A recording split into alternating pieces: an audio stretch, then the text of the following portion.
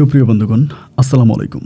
দূরে কাছে দেশে অথবা দেশের বাইরে থেকে কলেজের বন্ধুরা ঠিক এই মুহূর্তে যেখান থেকে বাস্তব জীবনের গল্প শোনার জন্য আমার সাথে জয়েন করেছেন, আমি আপন। আর যে আপন জীবনের গল্পের 1004তম পর্বে আপনাকে বরাবরের মতো স্বাগতম জানাচ্ছি। প্রিয় বন্ধুগণ, আজ আমি আপনাকে শোনাবো বন্দনগরী চট্টগ্রামের ভাই মোহাম্মদ মামুনের জীবনের হৃদয় বিদারক, চরম কষ্টকর এক বাস্তব জীবন কাহিনী। বন্ধুগণ, আজকের গল্পের টাইটেল যে 5 বছর ডুবের আবাসিক হোটেলে বন্দি আমি। যদিও গল্পটা মামুনের হয়ে থাকে, তবে এই গল্পের বেশিরভাগ সময় জুড়ে এক বাঙালি হতবাগা নারীর গল্প জড়িত। প্রিয় বন্ধুরা, আমি মনে করি যে বাংলাদেশের ঘরে ঘরে প্রত্যেকটা নারীর কানে কানে চট্টগ্রামের ভাই মামুনের জীবনের এই গল্পটা পৌঁছে দেওয়া দরকার। কারণ যে কোনো সময় আপনার বউ, আপনার বোন, আপনার পাড়া প্রতিবেশীর মধ্যে কোনো এক মেয়ে এই ধরনের প্রতারণার শিকার হতে পারে।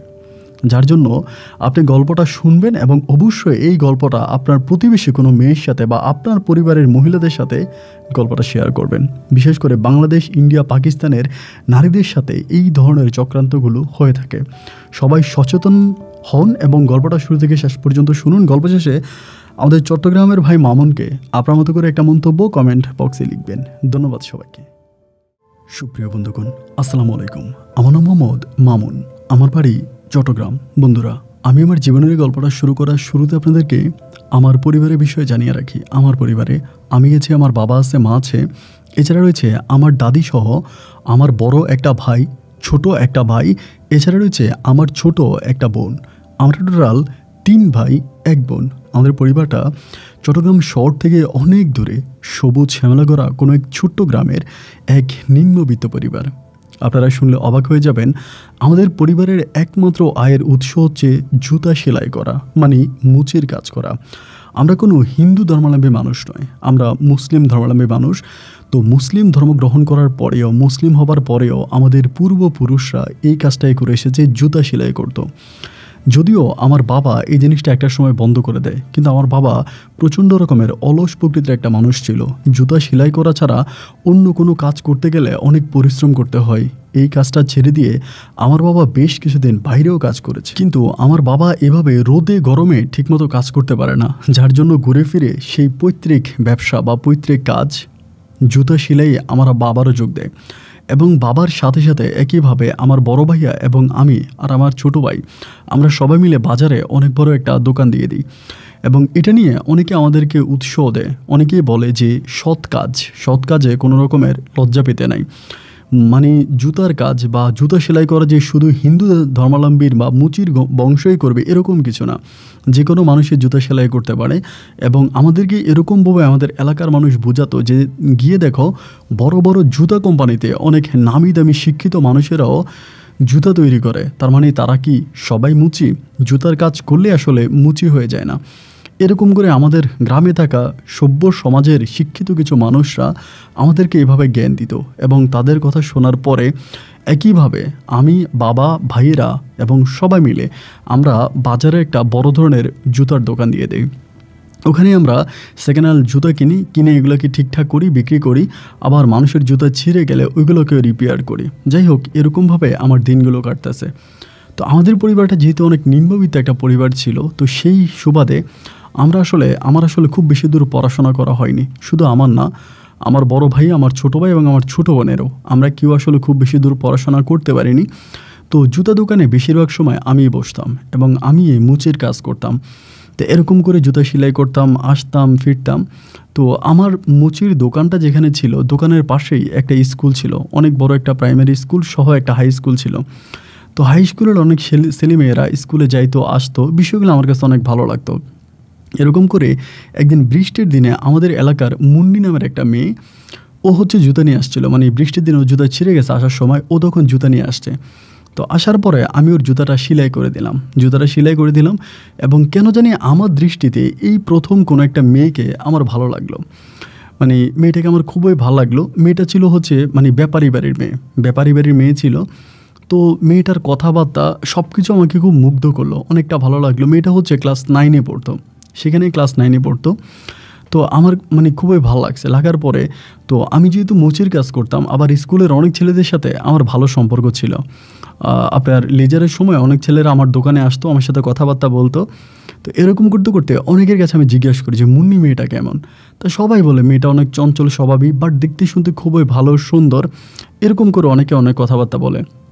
যাই হোক, এরকম করে সময়গুলো কাটতে কাটতে একটা সময় 21শে ফেব্রুয়ারি আসে।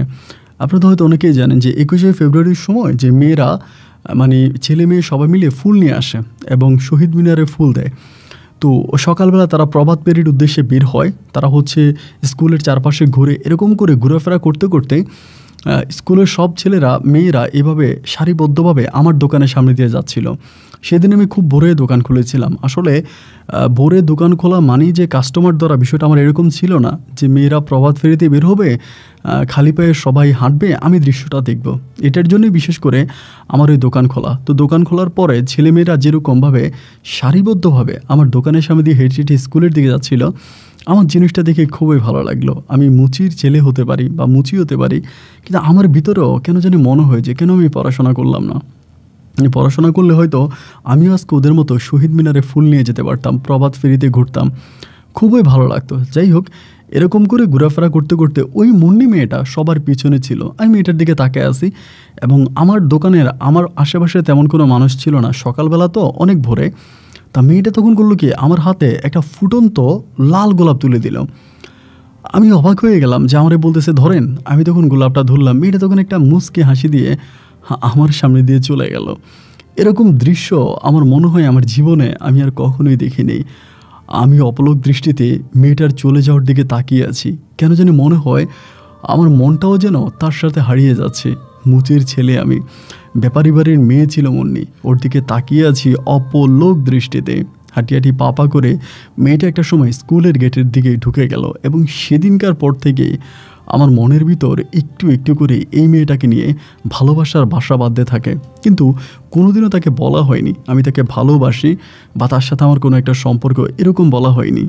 সাইকেল নিয়ে যখন আমি বাড়ি থেকে আমার দোকানের উদ্দেশ্যে আসতাম, মাঝে মাঝে রাস্তার মধ্যে মেয়েটার সাথে দেখা হইতো। আমার দিকে কেমন জানি একটু অন্য নজরে তাকাতো, মনে হয় ও আমাকে ভালোবাসে। আমার কাছে মনে হলো যে মেয়েটা মনে হয় আমাকে ভালোবাসে, এরকমভাবে আমার দিকে তাকাচ্ছে। আমি মেয়েটার বয়স হয়তো 3 থেকে 4 বছরে বড় হব। যদি আমি স্কুলেও পড়তাম তাহলে এই বয়সে আমার স্কুল জীবন শেষ হয়ে আমি কলেজে পড়াশোনা করতাম। বাট আমি দেখতে শুনতে অতটা লম্বা ফর্সা ছিলাম না, একটু কালো এবং একটু খাটো প্রকৃতির ছেলে ছিলাম, অতটা হ্যান্ডসাম ছিলাম না। তো এরকম করে মেয়েটা আমার দিকে তাকাইতো, আমিও মাঝে মাঝে তার দিকে তাকাইতাম। ও মুসকে মুসকে হাসতো, আমিও মুসকে মুসকে ওর দিকে তাকায় তাকায় হাসতাম। এরকম করে সময়গুলো কাটতে কাটতে তো স্কুলে তো আমার কোনো মেয়েদের সাথে ভালো কোনো সম্পর্ক নাই, ছেলেদের সাথে মোটামুটি আমার একটু সম্পর্ক আছে। তো আমি চিন্তা করলাম যে আমি যদি কোনো ছেলেকে দিয়ে ওকে প্রেমের প্রপোজাল দিই তাহলে বিষয়টা কীরকম হবে। এরকম করে 2-1টা ছেলেকে আমি বলেছিলাম বিষয়টা, ওরা কেউ আসলে রাজি হয় না। সবাই বলে যে না মামুন ভাই, আমি পারবো না, আমি চিঠি নিতে পারবো না, হয়তো ঝামেলা হয়ে যেতে পারে, বা মুন্নি অনেক রাগী, অনেকে এটা ওইটা বলে, কেউ নিতে চায় না। কিন্তু সবাই বলে মেয়েটা অনেক রাগী। কিন্তু ভাই বিশ্বাস করেন, আমি যতদূর মেয়েটাকে দেখেছি, মেয়েটা যথেষ্ট সাদা মাটা একটা মেয়ে। আমার কাছে মনে হয় যে ওর মনটা সাদা কাগজের মতোই ধবধবা পরিষ্কার। ওর মনের মধ্যে কোনো হারামি নেই, কোনো হিংসা নেই, কোনো বিদ্বেষ নেই। যাই হোক, আমার দৃষ্টিতেও ও খুবই ভালো একটা মেয়ে। এরকম করে দিনগুলো কাটতেছে। আমি স্কুল আপনার দোকানে আসার সময় স্কুলের সামনে দিয়ে আসি, ওরে দেখি, ও আমার দিকে তাকায়, আমি ওর দিকে তাকাই, মাঝে মাঝে আমিও হাই বলি, ও হাই বলে। মানে কেমন জানি মনে হয়েছে, মুখে না বললেও না আমরা দুজনকে ভালোবাসি। আমাদের দৃষ্টিভঙ্গিটা ঠিক এরকমই ছিল। এভাবে বেশ কয়েকদিন কাটার পরে একদিন আমার চিন্তা হলো যে আমি ওর জন্য চিঠি লিখব। এবং চিঠির মাধ্যমে আমি যে ওকে ভালোবাসি, আমার ভালোবাসাটা আমি চিঠির কালিতে মানে কলমের কালিতে ফুটিয়ে উঠাবো। এরপরে একদিন রাতের বেলায় চিঠি লিখতে বসলাম। যদিও আমার হাতের লেখা খুব বেশি ভালো না, আমি খুব ভালো চিঠি লিখতে পারি না, কারণ আমি তো অনেক দূর পর্যন্ত পড়াশোনা করিনি। তারপরে একটু একটু করে চিঠি লেখার অভ্যাস আছে, তো আমি চিঠি লিখতে শুরু করলাম। এরপরে আমার মনের ভিতর জমে থাকা সমস্ত কথাগুলো কলমের কালির মাধ্যমে আমি ওই সাদা ধবধবে কাগজের ভিতরে লিখে শেষ করলাম এবং শেষে দিয়ে তাকে ভালোবাসি অনেকবার লিখলাম। চিন্তা করলাম কিভাবে দেওয়া যায়। এর পরের দিনে আমি খুব সকালবেলা ভোরে মানে সাইকেল নিয়ে বের হয়েছি। তো আমার খুব খারাপ লাগতেছে যে আমি চিন্তা করতেছি, আমাদের এখানে একটা বটতলা ছিল, মানে বট গাছ ছিল। বটগাছের নিচে দাঁড়ায় আছি, ও কবে আসবে, ও কখন আসবে, ওর পথের দিকে তাকিয়ে আছে। একটা সময় দেখলাম যে ও আর সাথে আরেকটা মেয়ে আসতেছে। তো যে মেয়েটা ওর সাথে আসছে ওই মেয়েটাও কিন্তু খুবই ভালো। ওই মেয়েটাও মাঝে মাঝে দেখে আমি ওকে হাই বলি, ও আমাকে হাই বলে, আমি ওকে টাটা দিই, ও আমাকে টাটা দেয়। তো ওই সাথের মেয়েটাও কিন্তু সবসময় দেখে। এই জন্য ওই মেয়েটার সামনে আমি আর ভয় পাইলাম না, কিন্তু প্রচণ্ড লজ্জা পাইলাম যে আমি একটা ছেলে হয়ে ওর কাছে চিঠি লিখবো বা চিঠি দিব, বিষয়টা জানি আমার কাছে কেমন লাগতেছে, মানে একটা লজ্জা লজ্জা ভাব লাগতেছে। যাই হোক, একটু পরেও আমার কাছাকাছি আসলো, আয়সা বললো, কী খবর মামুন ভাই, কেমন আছেন? আমি বললাম, হ্যাঁ ভালো আছি। মুন্নি ভালো আছো? বলে, হ্যাঁ ভালো আছি। আমি বললাম, ভাবলাম আজকে তোমাদের সাথে হাইটে হাইটে স্কুলে যাব। এর আগেও আমি অনেক দিন হচ্ছে মুন্নির সাথে আর ওই মেয়েটার সাথে হাইটা হাইটা স্কুলের দিকে গেছি। ওরা স্কুলের গেট দিয়ে ঢুকে যায়, আমি সাইকেল টান দিয়ে হচ্ছে আমার দোকানে চলে যাই, দোকান খুলি। যাই হোক, এরপরে আমি তখন করলাম কি যে আস্তে আস্তে করে ওর সাথে হাঁটতে হাঁটতে স্কুলের কাছাকাছি চলে আসছি। কিন্তু ওই জায়গার ভিতরে আমি তখন হুট করে লজ্জা পাচ্ছিলাম ওকে বলার জন্য যে মুন্নি তোমার জন্য একটা চিঠি লিখেছি, নিয়ে যাও। লজ্জা পাচ্ছিলাম। লজ্জা পাওয়ার পরে ও যে বই এরকম বুকে করে নিয়ে যাচ্ছিল, তো বুকের ওইখানে বইয়ের থেকে একটু স্পেস আছে, খালি জায়গা। ওই খালি জায়গার মধ্যে আমি তখন চিঠিটা ফেলে দিয়ে সাইকেলটা টান দিয়ে চলে গেছি। সাইকেল টান দিয়ে আমি চলে গেছি, লজ্জা পাইছি আর কি। লজ্জা পেয়ে সাইকেলটা টান দিয়ে চলে গেলাম এবং অনেক দূর যাওয়ার পরে আমার কাছে কেমন জানি মনে হলো যে ও মনে হয় আমাকে পিছন থেকে ডাকতেছে, এরকম কিছু একটা। তো আমি তারপর ওর ডাকে আর সাড়া দিলাম না দিয়ে আমি তখন সাইকেলটা টান দিয়ে দোকানে চলে আসছি। ঠিক দোকানে আসার 11টার দিকে হঠাৎ করে দেখলাম যে স্কুল কমিটি সহ স্কুলের আরও কয়েকজন টিচাররা মিলে আমার দোকানে আসছে একদম 11টার দিকে। আসার পরে আমারে বলতেছে যে তোমার নাম কি মামুন? আমাদের যিনি স্কুলের হেড টিচার ছিল তিনি বলতেছে। আমি বললাম, জি স্যার, আমার নাম মামুন। আমার আব্বার কথা জিজ্ঞেস করলো, তুমি কি অমুকের ছেলে? আমি বললাম, জি স্যার। পরে বলে, তুমি দোকান বন্ধ করে তোমার আব্বাকে ডেকে নিয়ে আসো, যাও। তো এরকম করার পর আমি দোকানটা বন্ধ করলাম, আব্বার জন্য যাব। এমন সময় স্কুলের একটা ছেলের ডাক দিয়া বলতেছে যে ওর সাথে যা, ও আবার পালিয়ে যায় কিনা, এই জন্য ওর সাথে যা। পরে আমি বুঝতে পারলাম না যে কেন আমার সাথে এরকমটা হচ্ছে। পরে আমি সাইকেল চালাইতেছি, ওই স্কুলেরই একটা ছেলে, ওই ছেলেটাও ক্লাস 8-9-এই পড়ে। ওই ছেলেটা তখন আমার সাইকেলের কেরিয়ারে বসছে, অনেক পিছনে বসছে। আমি ছেলেটারে জিজ্ঞেস করতেছি, ভাই কী হয়েছে, আমার নামে এরকম কী হয়েছে? পরে বলে, ভাই আপনার নামে বিচার দিছে। আমি বললাম, আমার নামে বিচার দিছে কে? বলে, মুন্নি। আমি তো তখন ভয় পেয়ে গেলাম, হ্যাঁ আমি তো আজকে সকালে মুন্নিরই চিঠি দিছি। আমি বললাম, ভাই কী বিচার দিছে? বলে, এত কথা বলা যাবে না, আপনি আপনার আব্বার জন্য চলেন, বাড়িতে চলেন। তো আমি চিন্তা করতেছি কি। আমি বললাম যে, ভাই কী বিচার দিছে? বলে, আপনার নাকি ওরে চিঠি দিছেন। তাই আমি বললাম, হায় কাম সারা, তার ওই শিক্ষকের কাছে বিচার দিয়ে দিছে। আমার সাথে এরকম চোখ টিপ মারতো, আমার কথা বলতাম, আমরা হাই বলতাম, আমরা হাই বলতাম, দুজনে মিলে এরকম দুষ্টমি করতাম। মুখে না বললেও ওর কাজকর্মে, কথাবার্তায়, আচার আচরণে বোঝা যাইতো যে ও আমাকে অনেকটা পছন্দ করে। বাট এইরকম আমাকে পছন্দ করা একটা মেয়ে এইভাবে আমার পিছনে বাঁশ দিয়ে দিল, খুবই খারাপ লাগলো আর কি। একরকম মনটা অনেক খারাপ হয়ে গেল। যাই হোক, এরকম করার পরে আমি তখন বাড়িতে গেলাম। বাড়িতে যাওয়ার পরে দেখলাম বড় ভাইয়া আছে। বড় ভাইয়া জাল মারছিল পুকুরে। জাল মারার পরে মাছ খুলতেছে। তো বড় ভাইয়া আছে, বড় ভাইয়া বললো, কিরে তুই দোকান বন্ধ করে বাড়িতে আসলি কেন? আমি বললাম, ভাইয়া আব্বা কই? বলে, আব্বা তো বাড়িতে নাই। তো আব্বা বাড়িতে নাই এটা বলার পরে ছেলেটা তখন আমার বড় ভাইরে বলতেছে, আমার বড় ভাই তখন ওই ছেলেরে বলতেছে, এই ছেলে কেন স্কুল ড্রেস পরে আমাদের বাড়িতে কী হয়েছে? ছেলে তখন আমার বড় ভাইরে বলতেছে এই ঘটনা। এটা বলার পরে বড় ভাই তখন হুট করে এসে আমার দুই গালে 2টা থাপ্পড় মারে, খুবই জোরে জোরে 2টা থাপ্পড় মারে এবং খুব আমাকে খুব খারাপ ভাষায় আমার সাথে কথা বলে যে তুই একটা বেয়াদব, এটা ওইটা বলে। পরে বলতেছে, আব্বা বাড়িতে নাই, আব্বা বাজারে গেছে কালি কেনার জন্য, আমাদের একটা বড় বাজার আছে মনু বাজার, বলে মনু বাজারে গেছে আব্বা কালি কেনার জন্য, তুই আমার সাথে চল। এরপরে ভাইয়া তখন ভালো জামা কাপড় পরলো, পরে আমার নিয়ে রওনা দিল স্কুলের দিকে। স্কুলে আসছি, আসার পরে এরই মাঝে দেখলাম যে মোটামুটি অনেক কমিটির লোকজন, অনেক লোকজন চলে আসছে। আবার মেয়ের পরিবারে কেউ আসে নাই, ব্যাপারী বাড়ি কেউ আসে নাই। যাই হোক, পরে আমারে দাঁড়াও করাইয়া বললো কি হয়েছে, আমাকে জিজ্ঞেস করলো। আমি তখন স্বীকার করলাম যে হ্যাঁ, আমারে বললো যে তুই কি ওরে চিঠি দিছিস? আমি বললাম, হ্যাঁ আমি ওরে চিঠি লিখছি। তো সেখানে আমাকে কী করলো, জুতার মালা পরাইলো। জুতার মালা পরিয়ে আমাকে স্কুলের চারপাশে ঘুরাইলো। এবং ঘোরানোর পরে সেখান থেকে আমাকে বলে দিল যে আমি আর কখনোই আমাদের ওই দোকানে বসতে পারবো না, দোকানে আর আমি আসতে পারবো না। এটা আমাকে বলে দিল যে দোকানে আর আমি আসতে পারবো না, এই দোকানে আর আমার বসা যাবে না। তো এরকম করে আমার নামে তখন মানে খুবভাবে মোটামুটি খারাপভাবে হচ্ছে এগুলো, আমাকে জুতার মালা পরে স্কুলে চারপাশে ঘুরাইলো। যাই হোক, এরপরে বড় ভাই আমাকে নিয়ে বাড়িতে আসলো। আসার পরে ভাইয়া তো খুব গরম, খুব গালাগালি করলো যে তোর এত বড় সাহস কীভাবে হয়তো স্কুলের মেয়ের চিঠিলেস, আবার ব্যাপারী বাড়ির মেয়ে।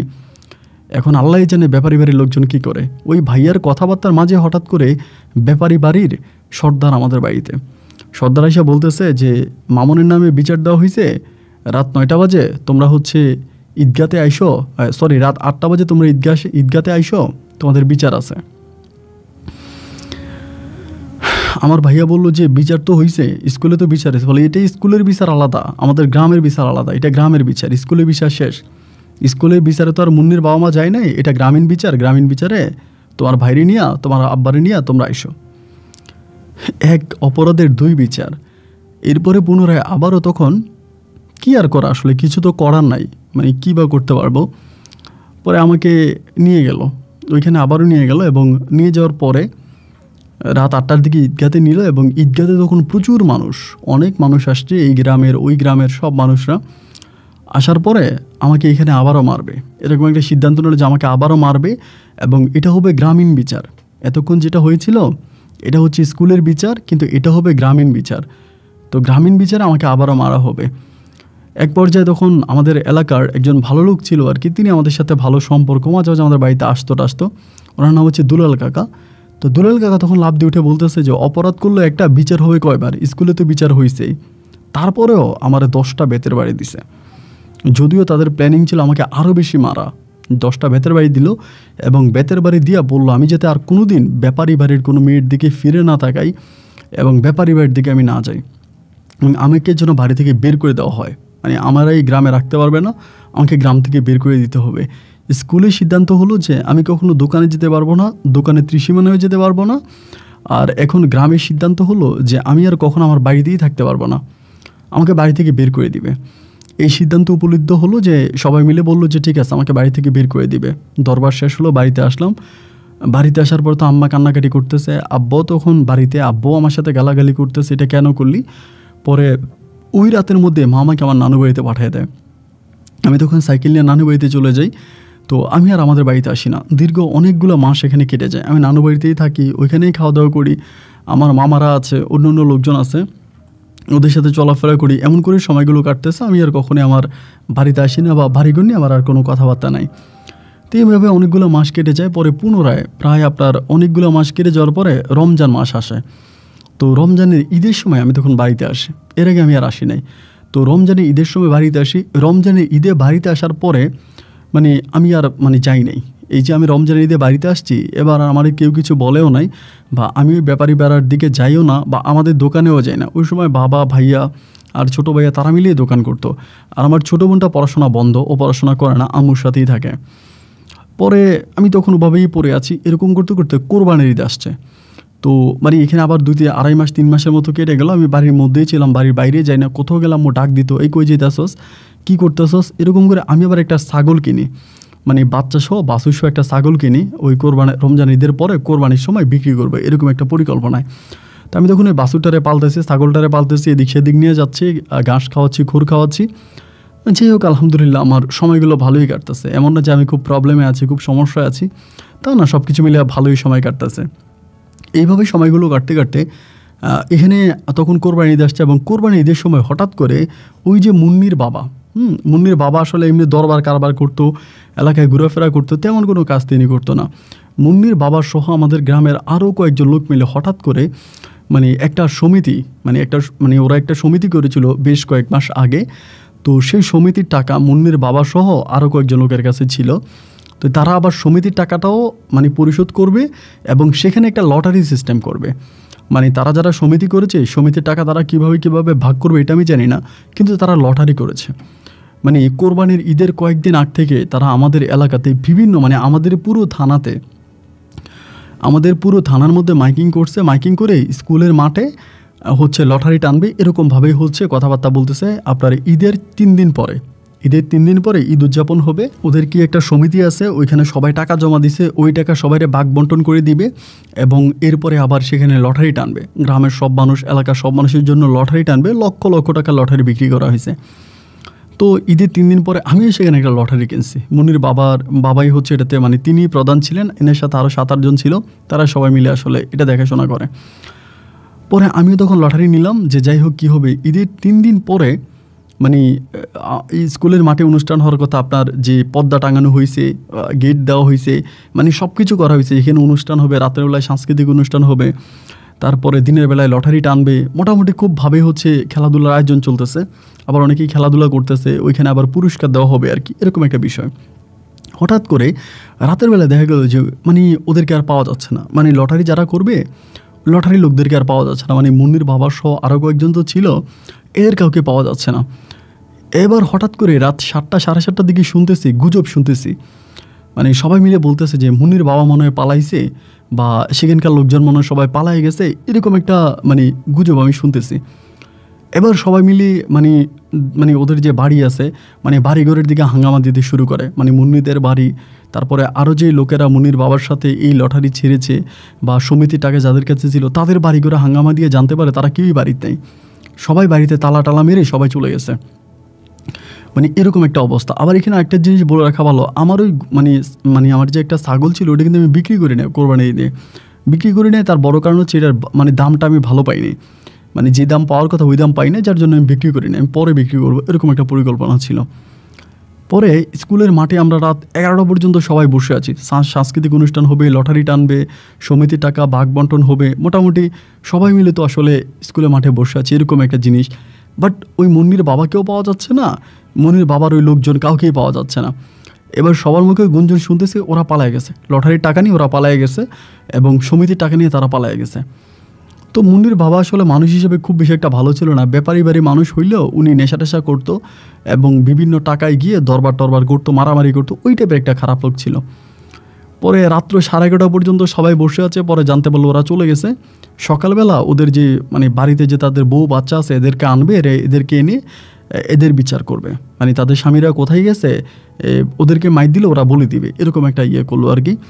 যাই হোক আমি 11:30 প্রায় 12টার দিকে তখন বাড়িতে গেছি। বাড়িতে গিয়ে হাত মুখ ধুইলাম, ধোয়ার পরে আমি তখন খাবার খাইছি। খাওয়ার পরে মানে শুইতে গেছি আপনার প্রায় তখন 12:30, প্রায় 1টার কাছাকাছি, রাত 1টার কাছাকাছি শুইতে গেলাম। যাওয়ার পরে আমার কাছে মনে হইলো যে মনে হয় আমার বাছুরগুলা মানে আমার কিন্তু মানে আমার ছাগলগুলো মনে হয় ডাকাডাকি করতেছে, বা ছাগলের ঘরের দরজা লাগাইছি কিনা ওইটা আমার কেন জানি একটু কেমন কেমন লাগতেছে। পরে আমি আস্তে আস্তে করে ছাগলের ঘরের ওইদিকে আসলাম যে ছাগলের ঘরে দরজা লাগাইছি কিনা দেখার জন্য। আইসে দেখি দরজাটা খোলা, কিন্তু আমার কাছে মনে হচ্ছে যে আমি দরজাটা লাগাইছি, মানে আমার ভিতরকে মনে হচ্ছে যে দরজাটা লাগাইছি, কিন্তু আইসে দেখি দরজাটা খোলা। ঘরটা অনেক বড়ই ছিল, এই ঘরে আগে আমার দাদি থাকতো, আমার দাদি মারা গেছে, দাদি মারা গেছে কিছুদিন আগে, আমার বলা হয়নি। তো এই ঘটনার কয়েকদিন আগে দাদি মারা গেছে। পরে ওই ঘরটা তখন খালিই থাকে, ওই ঘরের মধ্যে আমি ছাগলটা বাঁধি আর কি। তখন বৃষ্টির সময় ছিল, বৃষ্টি পড়তো, বাইরে ছাগল বাঁধি না, ঘরের মধ্যে বাঁধি। দেখলাম যে দরজাটা খোলা দেখার পরে আমি তখন দরজাটা লাগাই দিব, আমার কাছে মনে হইলো কেউ মনে হয় আমার ওই ছাগলের ঘরের ভিতরে বসে আছে।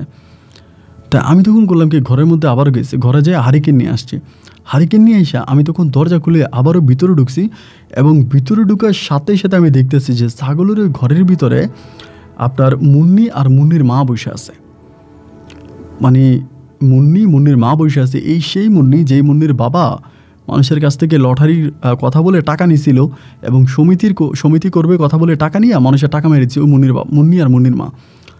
তা আমার ভিতরে তো মুন্নি তো আমার অনেক ক্ষতি করছে, আমার অনেক ক্ষতি, মানে আমাদের পুরো মানে আমাদের যাই যতটুকুই সম্মান আছে সবই শেষ করছে। পরে মুন্নির আমি এই জায়গায় দেখার পরে মানে একটু অবাক হয়ে গেলাম। মুন্নির মা তখন আমারে একদম পায়ে ধরে কান্না করতেছে, বাবা শব্দ করো না বাবা, শব্দ করো না, বাবারে আমারে বাঁচাও, এরকম করে কাঁদতেছে। তো ঘরের মধ্যে কিন্তু আমার মা বাবা দুজনেই আছে, এবং আমার বড় ভাইও আছে, ওই সময় বড় ভাই বিয়ে করছে, বড় ভাইও আছে, বড় ভাইয়ের বউ আছে, আমার ছোটো ভাই এবং ছোটো বোনও আছে। পরে আমার বলতেছে, বাবারে তোমার আমরা অনেক ক্ষতি করছি, এই বিয়াদব তোমার অনেক ক্ষতি করছে, বাবারে তোমাদের ঘর ছাড়া আমরা আর অন্য কোনো ঘরে আশ্রয় নিতে পারি নাই, আমরা তোমাদের ঘরে এসে ঢুকছি, বাবারে আমাদেরকে বাঁচাও।